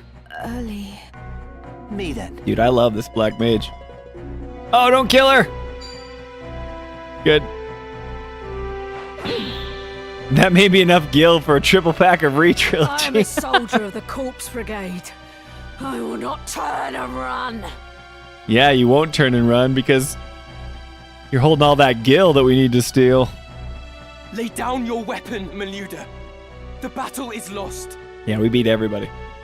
Sheathe your blade and let us talk. Surely we can find some common ground. I will speak to my brother. Even Duke Larg himself. You must trust me. Ramza, what a stand-up guy. For you to lend an ear. What then? Highborn or no, a lone cub cannot set the world aright by his mewling. Dude, I love... Cat. I don't understand all the vernacular in this writing. But the delivery, like churl, chattel, mewling, you know. The way it's written is so interesting and fun to play through. She's basically saying Rams is just a pup. He's not going to be able to change things. You have been blind to our woes since the day you were born. What hopes have you of easing them? He's going to try. If you wish to ease aught, it is your own conscience, your shame for having your naivety laid bare. Man, so good. And so you offer us pity for all the good it will do our cause. Nay, I will not be taken by your honeyed words. I have heard my share of noble lies. I'll hear no more. My words are not false. I wish to help. I truly do. Like the fact that they in the middle of this tactics game, they're just like letting the story cook, you know? That it's not just a little cutscene after what's happening. Like, this is in the middle of the battle, and they have these dialogue moments in between. I don't know. The voice acting is making it like so much more palatable in my mind, because like I said, I would read it in my mind and it would sound really dumb, but like I don't get the acting, Javier, the acting, right? It's so good. I don't know, I just think it's really well done. I'm really enjoying it. And it's only chapter 1. Mayhap I am powerless, as you say. But ere you continue on this bloody path, will you not consider another? I just like, okay, because we know that Ramza he fights against Delita, right? Because we saw that at the beginning of the game or whatever. And there's like, they're estranged. And I can kind of see how Delita's like, I'm not your enemy. Maybe he joins the resistance, right? Rather than being part of the nobles. His sister's kidnapped. Maybe there's something that makes him do this. Who knows? But I just, like, Rams is a stand-up guy. What would really surprise me is if he turned or did something that was unethical. I don't think that'll happen. I just think he's too good of a guy. But that'll be cool to see. Anyway, but I'm not saying that should happen. But anyway. Will you not consider together with me? Or even use me if you'd rather. I ask only that you try for peace.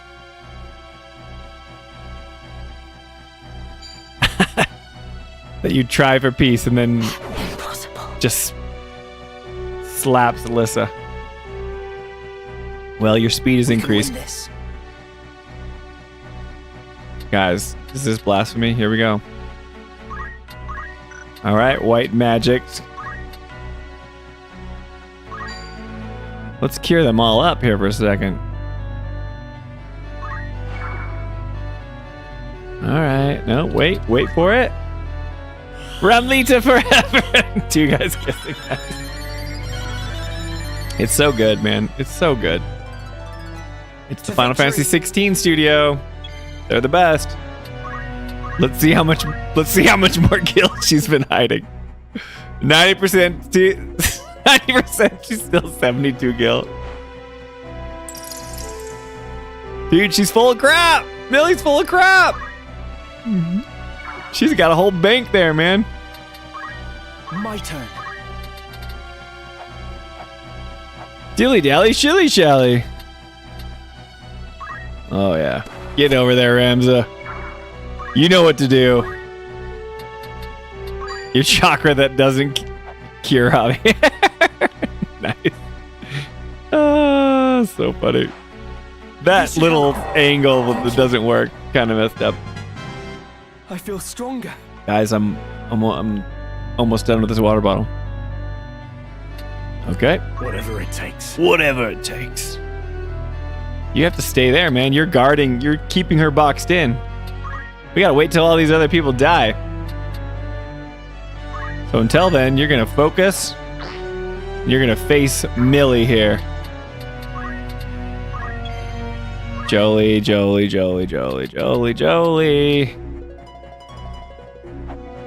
Who doesn't have counter on? Just okay. Let's see if we can. Wait. Can we give I don't have anything other than potions. I can go do potions. Let's do that. What's up? The Zafara Zone? Is it like the Safari Zone, but the Zafari Zone? Just went back and watched the beginning of the stream. I love you, man. Thank you for speaking like a human being when talking about the remake series, Laugh Out Loud. That's why I love y'all's channel. Dude, that freaking made my day. I never want to be mean to everyone. You know, I don't want to like... The internet is a weird place and everyone has opinions and stuff. I'm older. I'm almost 40. I'm married. I have kids. Like, I don't have time for like the the console war squabbles or like the shipping wars opinions or whatever. I have my opinions, but I'm just a guy that, you know, feels a certain way about a series that I enjoy, I'm passionate about. I just don't know why people can't have, like, they can't accept other opinions online, you know? I doubt I'm right. I just, you know, just telling you how I feel. Well, that made my night. Thank you, the Safari Zone. And welcome to the stream, man. It's so good to have you. Yeah, as you get older, it's like you don't have time for that. But I just wish people would chill, you know? Good thing I had that potion. Good job, Joe. There's no other way. Going for Bigglesworth. I can do this. We're just letting her level up. Do you think Rams is gonna have another heart-to-heart with her? Oh, Delita, we gotta get Delita out of there. He's not gonna stop hitting. Oh, he got out of there. Good. We got out of there. Yeah, people are gonna be people. It's okay. Like, it makes sense. I think you're fine where you are. Let's do some white magics.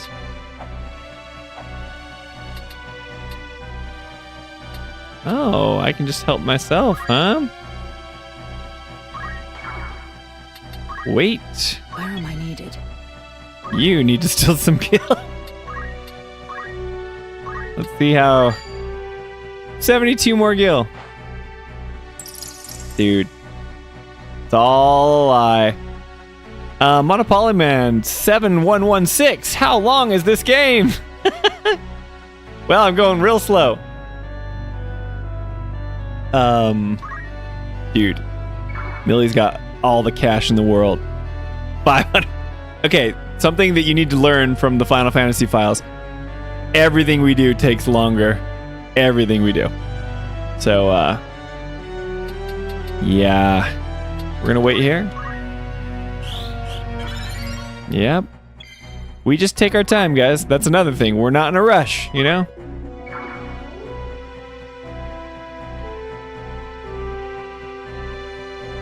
I just want to get all these, like, potential upgrades from all these people. But, I can't do that. Okay, Rams, I can plug the hole. Okay. Fundamentals, focus. There you go. You can get whacked if you want. Oh, why did I turn my back to you?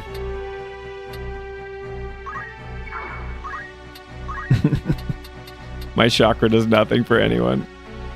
Sad day. What? Oh, there we go. It'll help you out. We'll take it. Chili's. There's no other way. There's no other way. Going for you, Bigglesworth, again. More like they don't listen, Alyssa. They just get stuck on what they don't like and lash out. Yeah, it's true. Like, people... I am open to having my mind changed. Like, I get that that's a thing on the internet, is that people just cannot accept... It's like they get locked into, like, whatever they've... You know, they've created their identity around, and, like, that's their stance. And their stance can never be wrong. And I'm not even, like, out to prove people wrong, because it's just opinions on games and stuff. But if someone has a differing opinion than you shouldn't, like, that shouldn't be, like, cause for such concern, you know? It should just be like, okay, they think differently than me, you know? But, I don't know, people have to, like, it's like they need that validation that, like, I am right. I'm right, you know? Like, why do you need that? Why do you need that?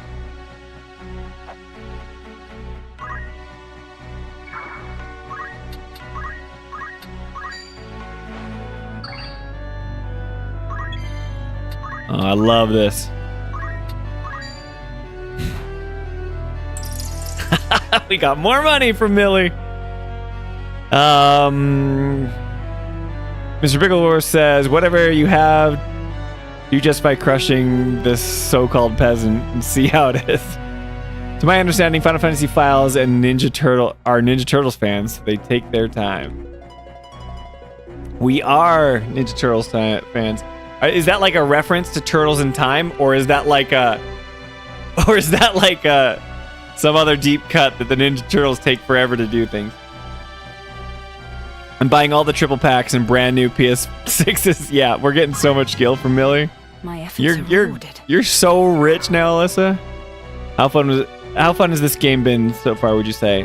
I'm having tons of fun. To be honest with you guys, all I want to do is play this game when we're not on stream. But I feel like I've dedicated the stream of tactics to you guys.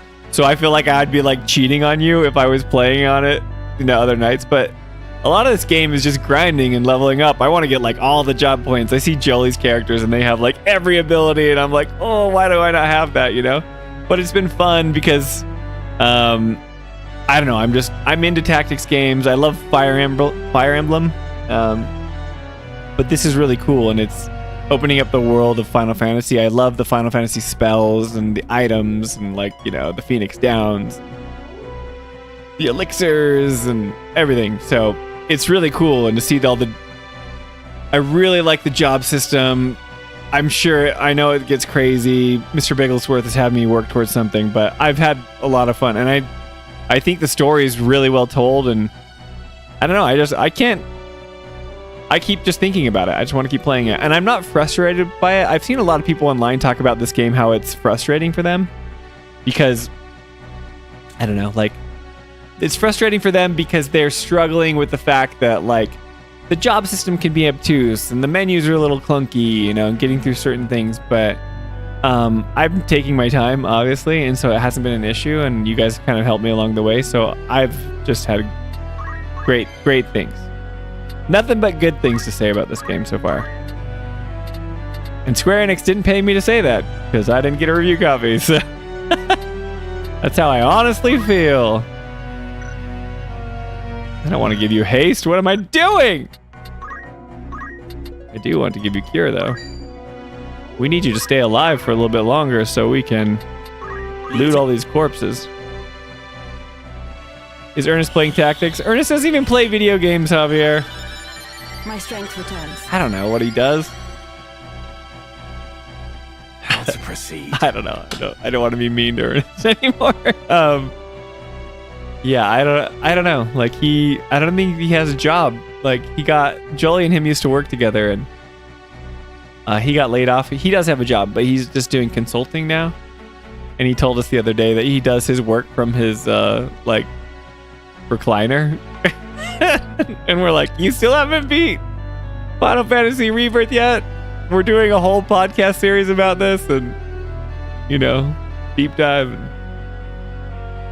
Oh, Ernest. I committed it. I challenged him to play the game, and he didn't do it, so we'll just see. Yep, no trophies. We'll never know. Yeah, Ernest playing tactics, which, can be frustrating and also be a fun part of learning games. We need proof. We'll have to have someone check his trophies. But he hides his trophies, Toolman. We talked about this. You guys need to bully him in the comments and be like, Ernest, show us your trophy. We should have a movement to unhide the trophies. Sorry. When I'm talking, I can't focus on what I should be doing. I keep doing that. Rebecca disappeared forever, leaving behind. So sad. My turn. Ah, yeah. Delete her. There's the crystal I want, but I don't want her to get out of it, So if I do this... Release the pop energy to remove status ailments of oneself and adjacent. Okay. Metal. I'm just going to focus. He's sitting back in this recliner, checking those sweet YouTubers. Free the trophies, Ernest. Yes, Ernest. Don't be afraid. Show us how little you play games, and that's okay. No one will respect your opinion less. Trust me. Okay, guys, how much more gil can we steal from this lady? I have noticed that our... Dude, 80 gil. 69. No, you don't. She weapon parried. She parried my steel. What's up, Justice? It's like Justice 56. Yeah, he's not. We're not getting sweet YouTube earnings. He's just doing other stuff, you know. I don't know. There's no other way. There's no other way. Oh, Bigglesworth has counter tackle equipped. Oh, I didn't get it off at least. Winding down for the night. Well, thanks for sticking around with us that long, you know? I haven't seen you in chat, but I'm so glad that you chatted. Ask me any question about this game or... oh, you just joined! What's up? Yeah, we're still working on this this mission. I'm trying to pick up all these chests. And I'm very bad at just kind of slowly doing this. All right. I wish it would cure both, but I want to be cured. Oh, the run's great. This is, I'm having a good time. We're going really slow. I was telling chat earlier, if you just popped in, I'm like, we're just kind of slowly taking our time here. But we're having a good time. We need a non-biased opinion from someone who hasn't played the game. Ernest. Good move to block her and keep Delita from her. Yep. Yeah, that's the call, right? Because I want to get everything, but Delita would just start whacking her. But I'm healing her too. So, we're making sure she's all right. All right, Jolie. Let's go pick up some items here, right? A silken robe. That seems like there'd be some MP attached to it, right? I want that MP. Just so Mr. Bigglesworth can finally cast Holy. Ah, nuts! I should just kill him. I wanted that crystal, and we got nothing. Isn't that the crystal that gives me abilities? I was gonna have Ramza pick it up, but then it would have opened her up to like leaving, and that makes me sad. Sad days. Delita. Should I just kill Delita? So, here, let's do this. You're just making things really hard for me, Delita. I'm too close. No. Okay. Guys, this is not canonical, right? This is not canon. But, I've never used my aim plus 20. Let's just give a nice... Let's take him out of the equation. What do you say? Oh no, I gotta plug the hole. She's gonna get away.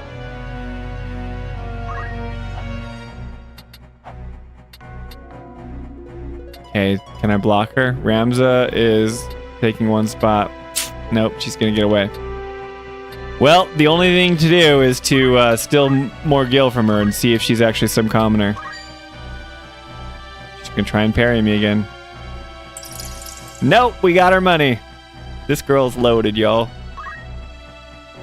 Can you turn Delita? Oh, of course. What was I thinking? No, let's just kill Delita.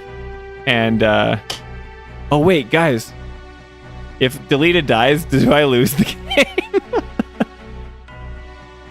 I still have 3 turns, right? It's one of those, like, guess things. Or does he have plot armor right now? What's up, Justice says, sorry for my bias. Tactics is my all-time favorite. No, that's great. I'm having such a good time. It's also my brother-in-law's favorite game of all time. He like plays it constantly. He's played it like hundreds of times. Played and beat it on Tactician already. Nice. From humans, yeah. Okay. Delita loves you, but step it up, man. No, Delita can be KO'd. Okay. The Whispers will bring him back if he dies. Toolman always comes in with like the deep cuts. When we were it was like the 3rd stream that we did, and Argath, my favorite joke on stream during this playthrough still is when Toolman, I think it was Toolman, if I'm crediting you correctly, when you said he tossed the stone in to break the surface tension so he could jump for it and he wouldn't commit suicide. That was so funny. Oh, very funny. All right. Alyssa can wait. See, I want that. Right. Well, it's already open, so we're gonna have Ramza just go get it. Yes, I want you to have it. Yeah, I want aim. Acquire the ability. I want Ramza to have all the abilities. Guess can't be permanent build. Yep, they've got plot armor. That's awesome. That's another great one, Tool. The whispers will bring him back if he dies. Oh. There's no other way. So am I having so much fun playing this game, or is it just that you guys are making me laugh so much? You know? It's hard to tell, but I do like it. Oh, you took my stuff! Oh, dude, is she on? All right, Mr. Bigglesworth, get in there. I got the hempen robe. All right, well, if I lost out on a like cool item because I messed up, that's my bad. I'm actually 100% serious with everything I say. It's the voice acting, Spencer. It elevates the factor. The voice acting, guys. The voice acting's so good. Yeah. All right, let's see. Well, all the other stuff is gone. Now we can kill her, right? So who should we cast haste on? Who's up next? Let's give it to Jolie. Nope, can't have it. Okay. Here you go, Javier. We gotcha. We gotcha. Okay, now we just need to nuke her from Oblivion, and it's fine. Because we're already going for, with an aim plus 20, so. Let's do, I got full magic.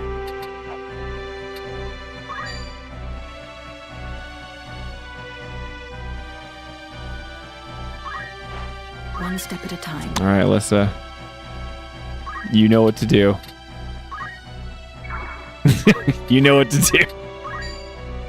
Oh, yeah. Get that Gil. Get that Gil. Her squad has viable gear. You named your time mage Mr. Bigglesworth. Does Kel know you are talking or taking his cat's name? Kel! Justice and Bigglesworth, do you guys know each other?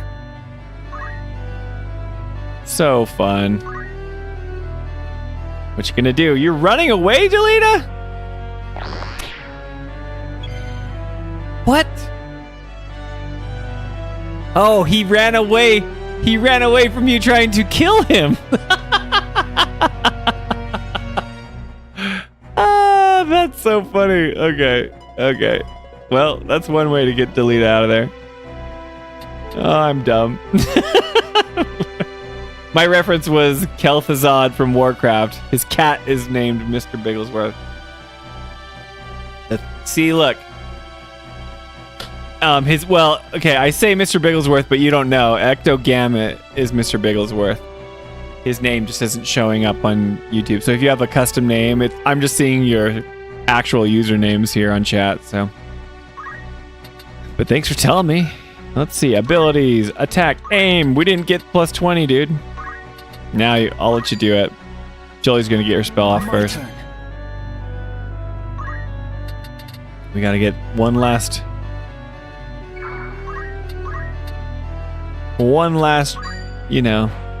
job points up. We're just leveling up, y'all. Here goes. Let's see if you can. Listen, you're probably gonna die.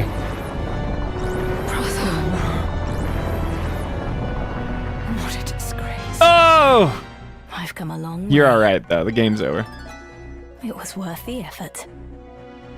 Well done, Jolie. I always like to nuke my party Whatever member you say. to make it look like it was a rough fight. Do not make me laugh. I would have done it, but you kept fighting us.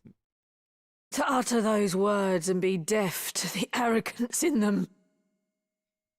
You truly are a high-born cup. You didn't give me a chance, all right? I was willing to work with you. You'll never change. For that, I pity and despise you. Oh, man. See, I was feeling for Millie when we were fighting the Corpse Brigade earlier on. And now I just see just the prejudice that she has towards the highborn, the nobles. It's like, it's understandable, right? But it's hard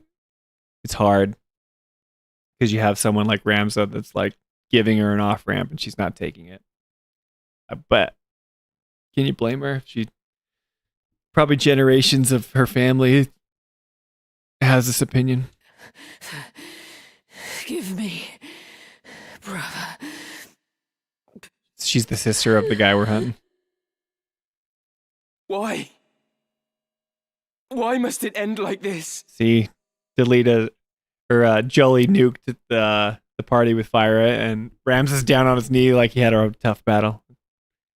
It's all for the role playing, guys.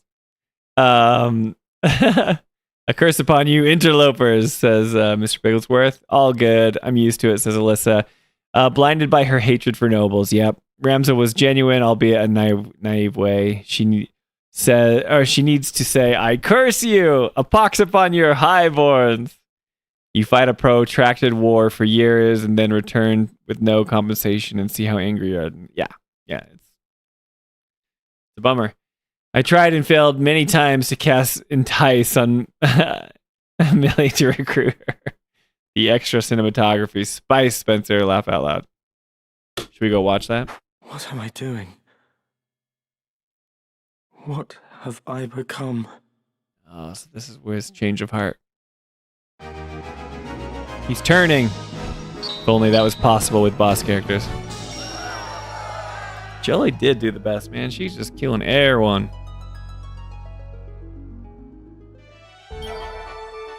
Look at us go. New stock available at the outfitter. Whoo! Bigglesworth, what are you? You're a level 4 time mage. Does that mean we get to switch you? But hang on. Where do we go? Events? Here we may learn more of pivotal moments in history. Oh, okay. View scene.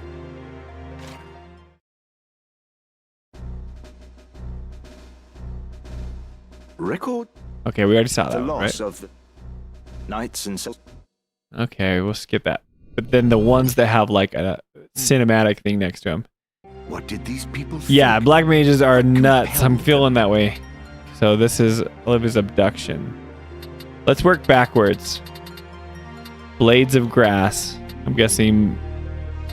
Let's try this. Nope. We already said that. What are these cutscenes that subtext is talking about? Am I crazy? Let us trace the journey. Which ones are going to be? Is it going to be the ones that have like a little looming unrest? I thought it would be the ones with like the play icon, right? Or are the cutscenes? I was thinking maybe I thought the cutscenes were wrong. Nope. Nope. Well, now I feel weird. Because we saw all this, Think right? let us through, Delita. Have I not gotten to the Myself. have I not gotten to the like stuff that was included somewhere else, or am I not in the right What place? did these people think? What compelled The play them? icon has a special War of Lions cutscenes to be redone in the current voice. Yeah, that's what I'm saying. So the play icon, but I did the Blades of Grass one, and there wasn't. Let me try this one. Let me try. Tell me if I'm crazy. We already saw this. So what's the War of Lions cutscenes? Do I have to like click on it a Here different we way? may learn Oh, I'm more so of pivotal dumb. moments in You guys are like, you guys can't see it because my screen is covering it, but it says, I kept saying pressing Y to view scene, but there's a thing that says view movie. Let's view the movie. Let's see Ramza and let's get some Ramlita going on right here. Yeah, it's an Xbox controller. Thank you, Justice. Oh, cool. It's in like that sketchy look. Beautiful, isn't it? Do you think Teacher might be watching this same sunset? Calm down, Ramlitas. Don't worry, Delita. I'm sure she is well. They've got like their chibi giant hands and stuff. That's cool. Something's been bothering me I say lean into the for some style. time now. Argath's words trouble you, do they not? There are things beyond the power of our changing, Ramza. Try though we might. Do not say that. If a thing can be endeavored, it... Will endeavor grant me an army, Ramza? I would save Teacher with these hands if such were in my power. But I cannot. Guys, they have noses. You can see it on the Tis my profile. meager lot in this life. Now kiss.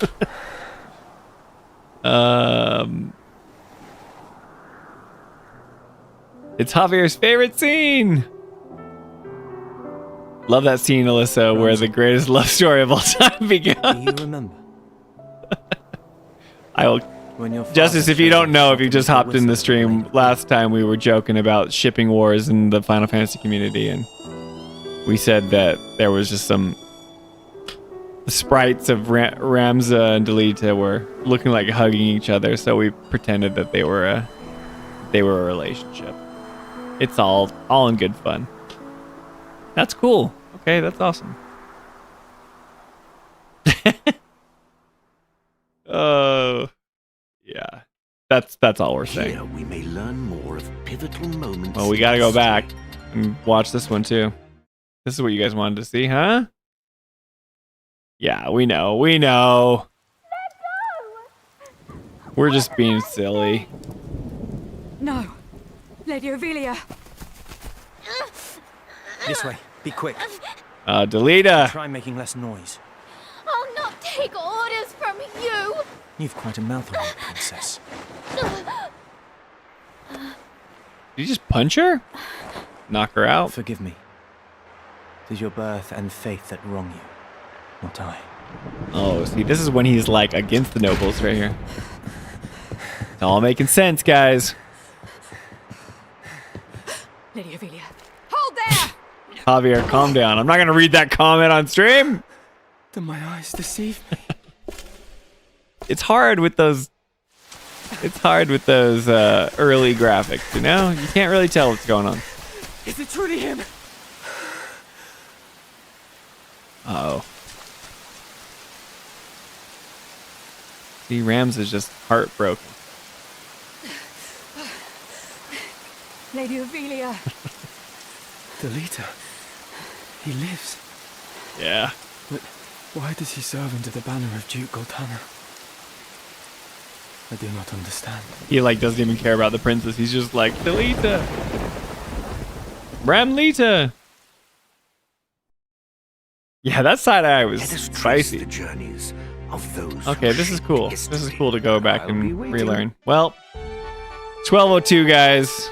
We got through, a few story fights. We're gonna get there. Justice, the first part of the stream, we crashed out about Final Fantasy VII Rebirth in part 3, so we didn't get there. Yeah, it was pretty nuts. But I'm having such a good time with this game. For all you sickos, like I say every time, we'll save, but I will not save more than 10 slots, so I will save over my 6 slot. You don't need 50 save slots. Too much. It's too much. Like, I'm gonna go back and play again after all this progress.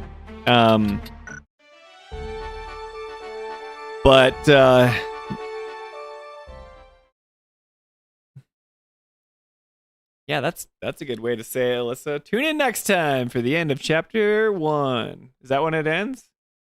I know it ends because I watched Jolie play it. We're gonna kill Argath so hard, guys.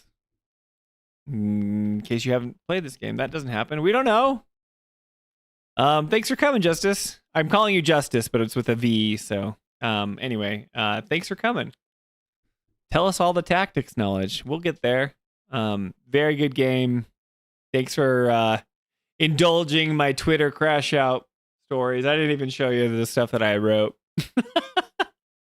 But it's okay. Yeah, so next time I wanted to give you guys a few updates before you go. So Halloween is Friday, and we probably won't be streaming that night. I will be trick-or-treating with my children, my love. And I'm excited to go see them eat a bunch of candy, and it's going to be freezing. Even though I might be in by that time, I'm just thinking Halloween will take a break. But instead of streaming on Halloween night, you guys got lives. You got to go do some stuff. You got to go dress up like your favorite Final Fantasy character. It's like now Halloween is just a way for adults to cosplay, right? So go do that. Tell me what you guys are dressing up as Halloween in the chat. And but I think I'll stream Saturday. I'm not 100%. I have to check with Jolie first. But I'll probably stream on November 1st instead of Halloween night. So we'll still get 3 streams this week. And yeah, as the holidays approach and things that happen, also Jolie's going on a work conference and I will be like watching the kids. So I plan on streaming, but I have this baby monitor, right? I can watch the kids, see how they're doing. So it's like in mid-November when she has to go. So during those streams, I'll probably have to, duck out, like if my kid needs something, and if he needs like a bottle or to be fed, it takes a while because I have to go and I have to warm up the bottle and I have to feed him and then I have to put him back to bed. So I don't know if I want to like make you guys sit on a break screen for like 20 minutes, and then I pop back on. So, I mean, I'll try to make it work. We'll see how it goes, but I might just be like, hey, he's like, needs my help. We're going to end the stream early. So, yeah, that's kind of something to look forward to or just to anticipate. But yeah, I want to be consistent. I want you guys to know that I'm here streaming and it's been real fun. So yeah, Halloween, not going to stream Halloween. It'll be Saturday probably instead of Friday. I'll let you know on socials or I'll make a post before we go live. And then, yeah, mid-November, I'm just going to be the only one home. So I have to be responsible and take care of the kids. Javier says, it's cool, Spencer. Don't put extra pressure on you. We got time. All right. If you got time, we got time. No worries. Yeah. No worries. And that's how I'll treat it. Like if I have to go, I'll just say I have to go, but I'll still probably hop on. What would Zelmira dress like? I don't know.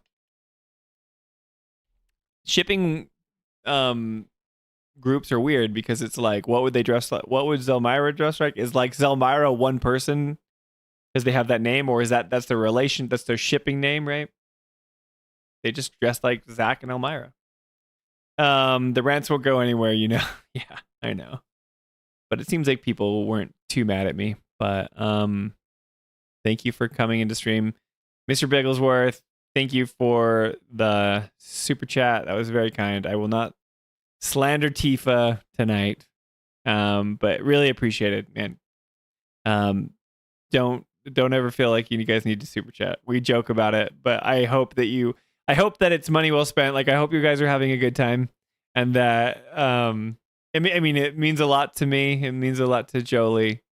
We're really grateful for it, but also like don't feel obligated. You guys are great. I'm just glad that you're here having a good time. So appreciate the love and support. Well, it says top is like Zach, but with the green skirt and a broom instead of a Buster Sword. No puffy skirt or rolled up sleeves. I see. So they're incorporating the looks of other characters. Very nice. Zelmira would be an interesting look. But yeah, so let's meet again not tomorrow, on Wednesday. And maybe you guys can help me navigate your characters a little bit more. I feel like Javier has been an archer for 27 years and he has all the aim. So we'll have to spend some job points and switch up your classes and continue the story. But I'm having a good time, and thanks for letting me crash out of it. You guys are awesome. Ramlita forever. We'll catch you guys in the next one. Bye.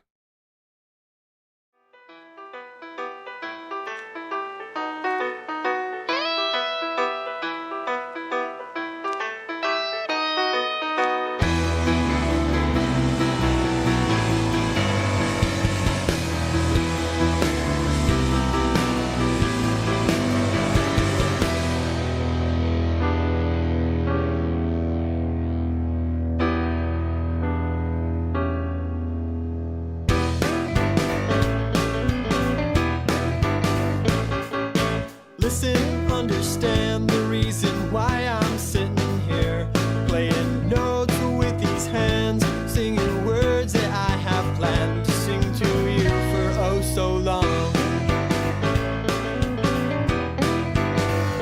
May I have your attention, please, 'cause I'm not singing to myself. You understand if it's not me, it must be somebody else. I'll let you guess. Oh, bravo, now you know that these songs are about you.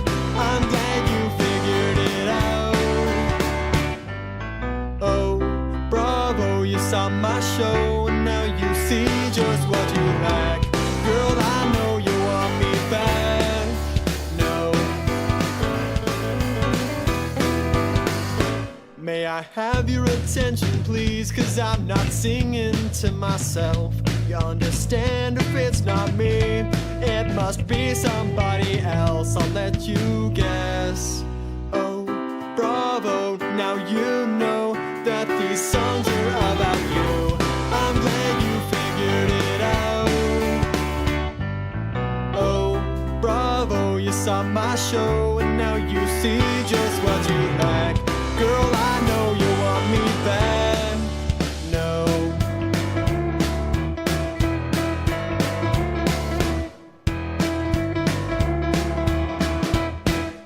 A 1, 2, 3, 4.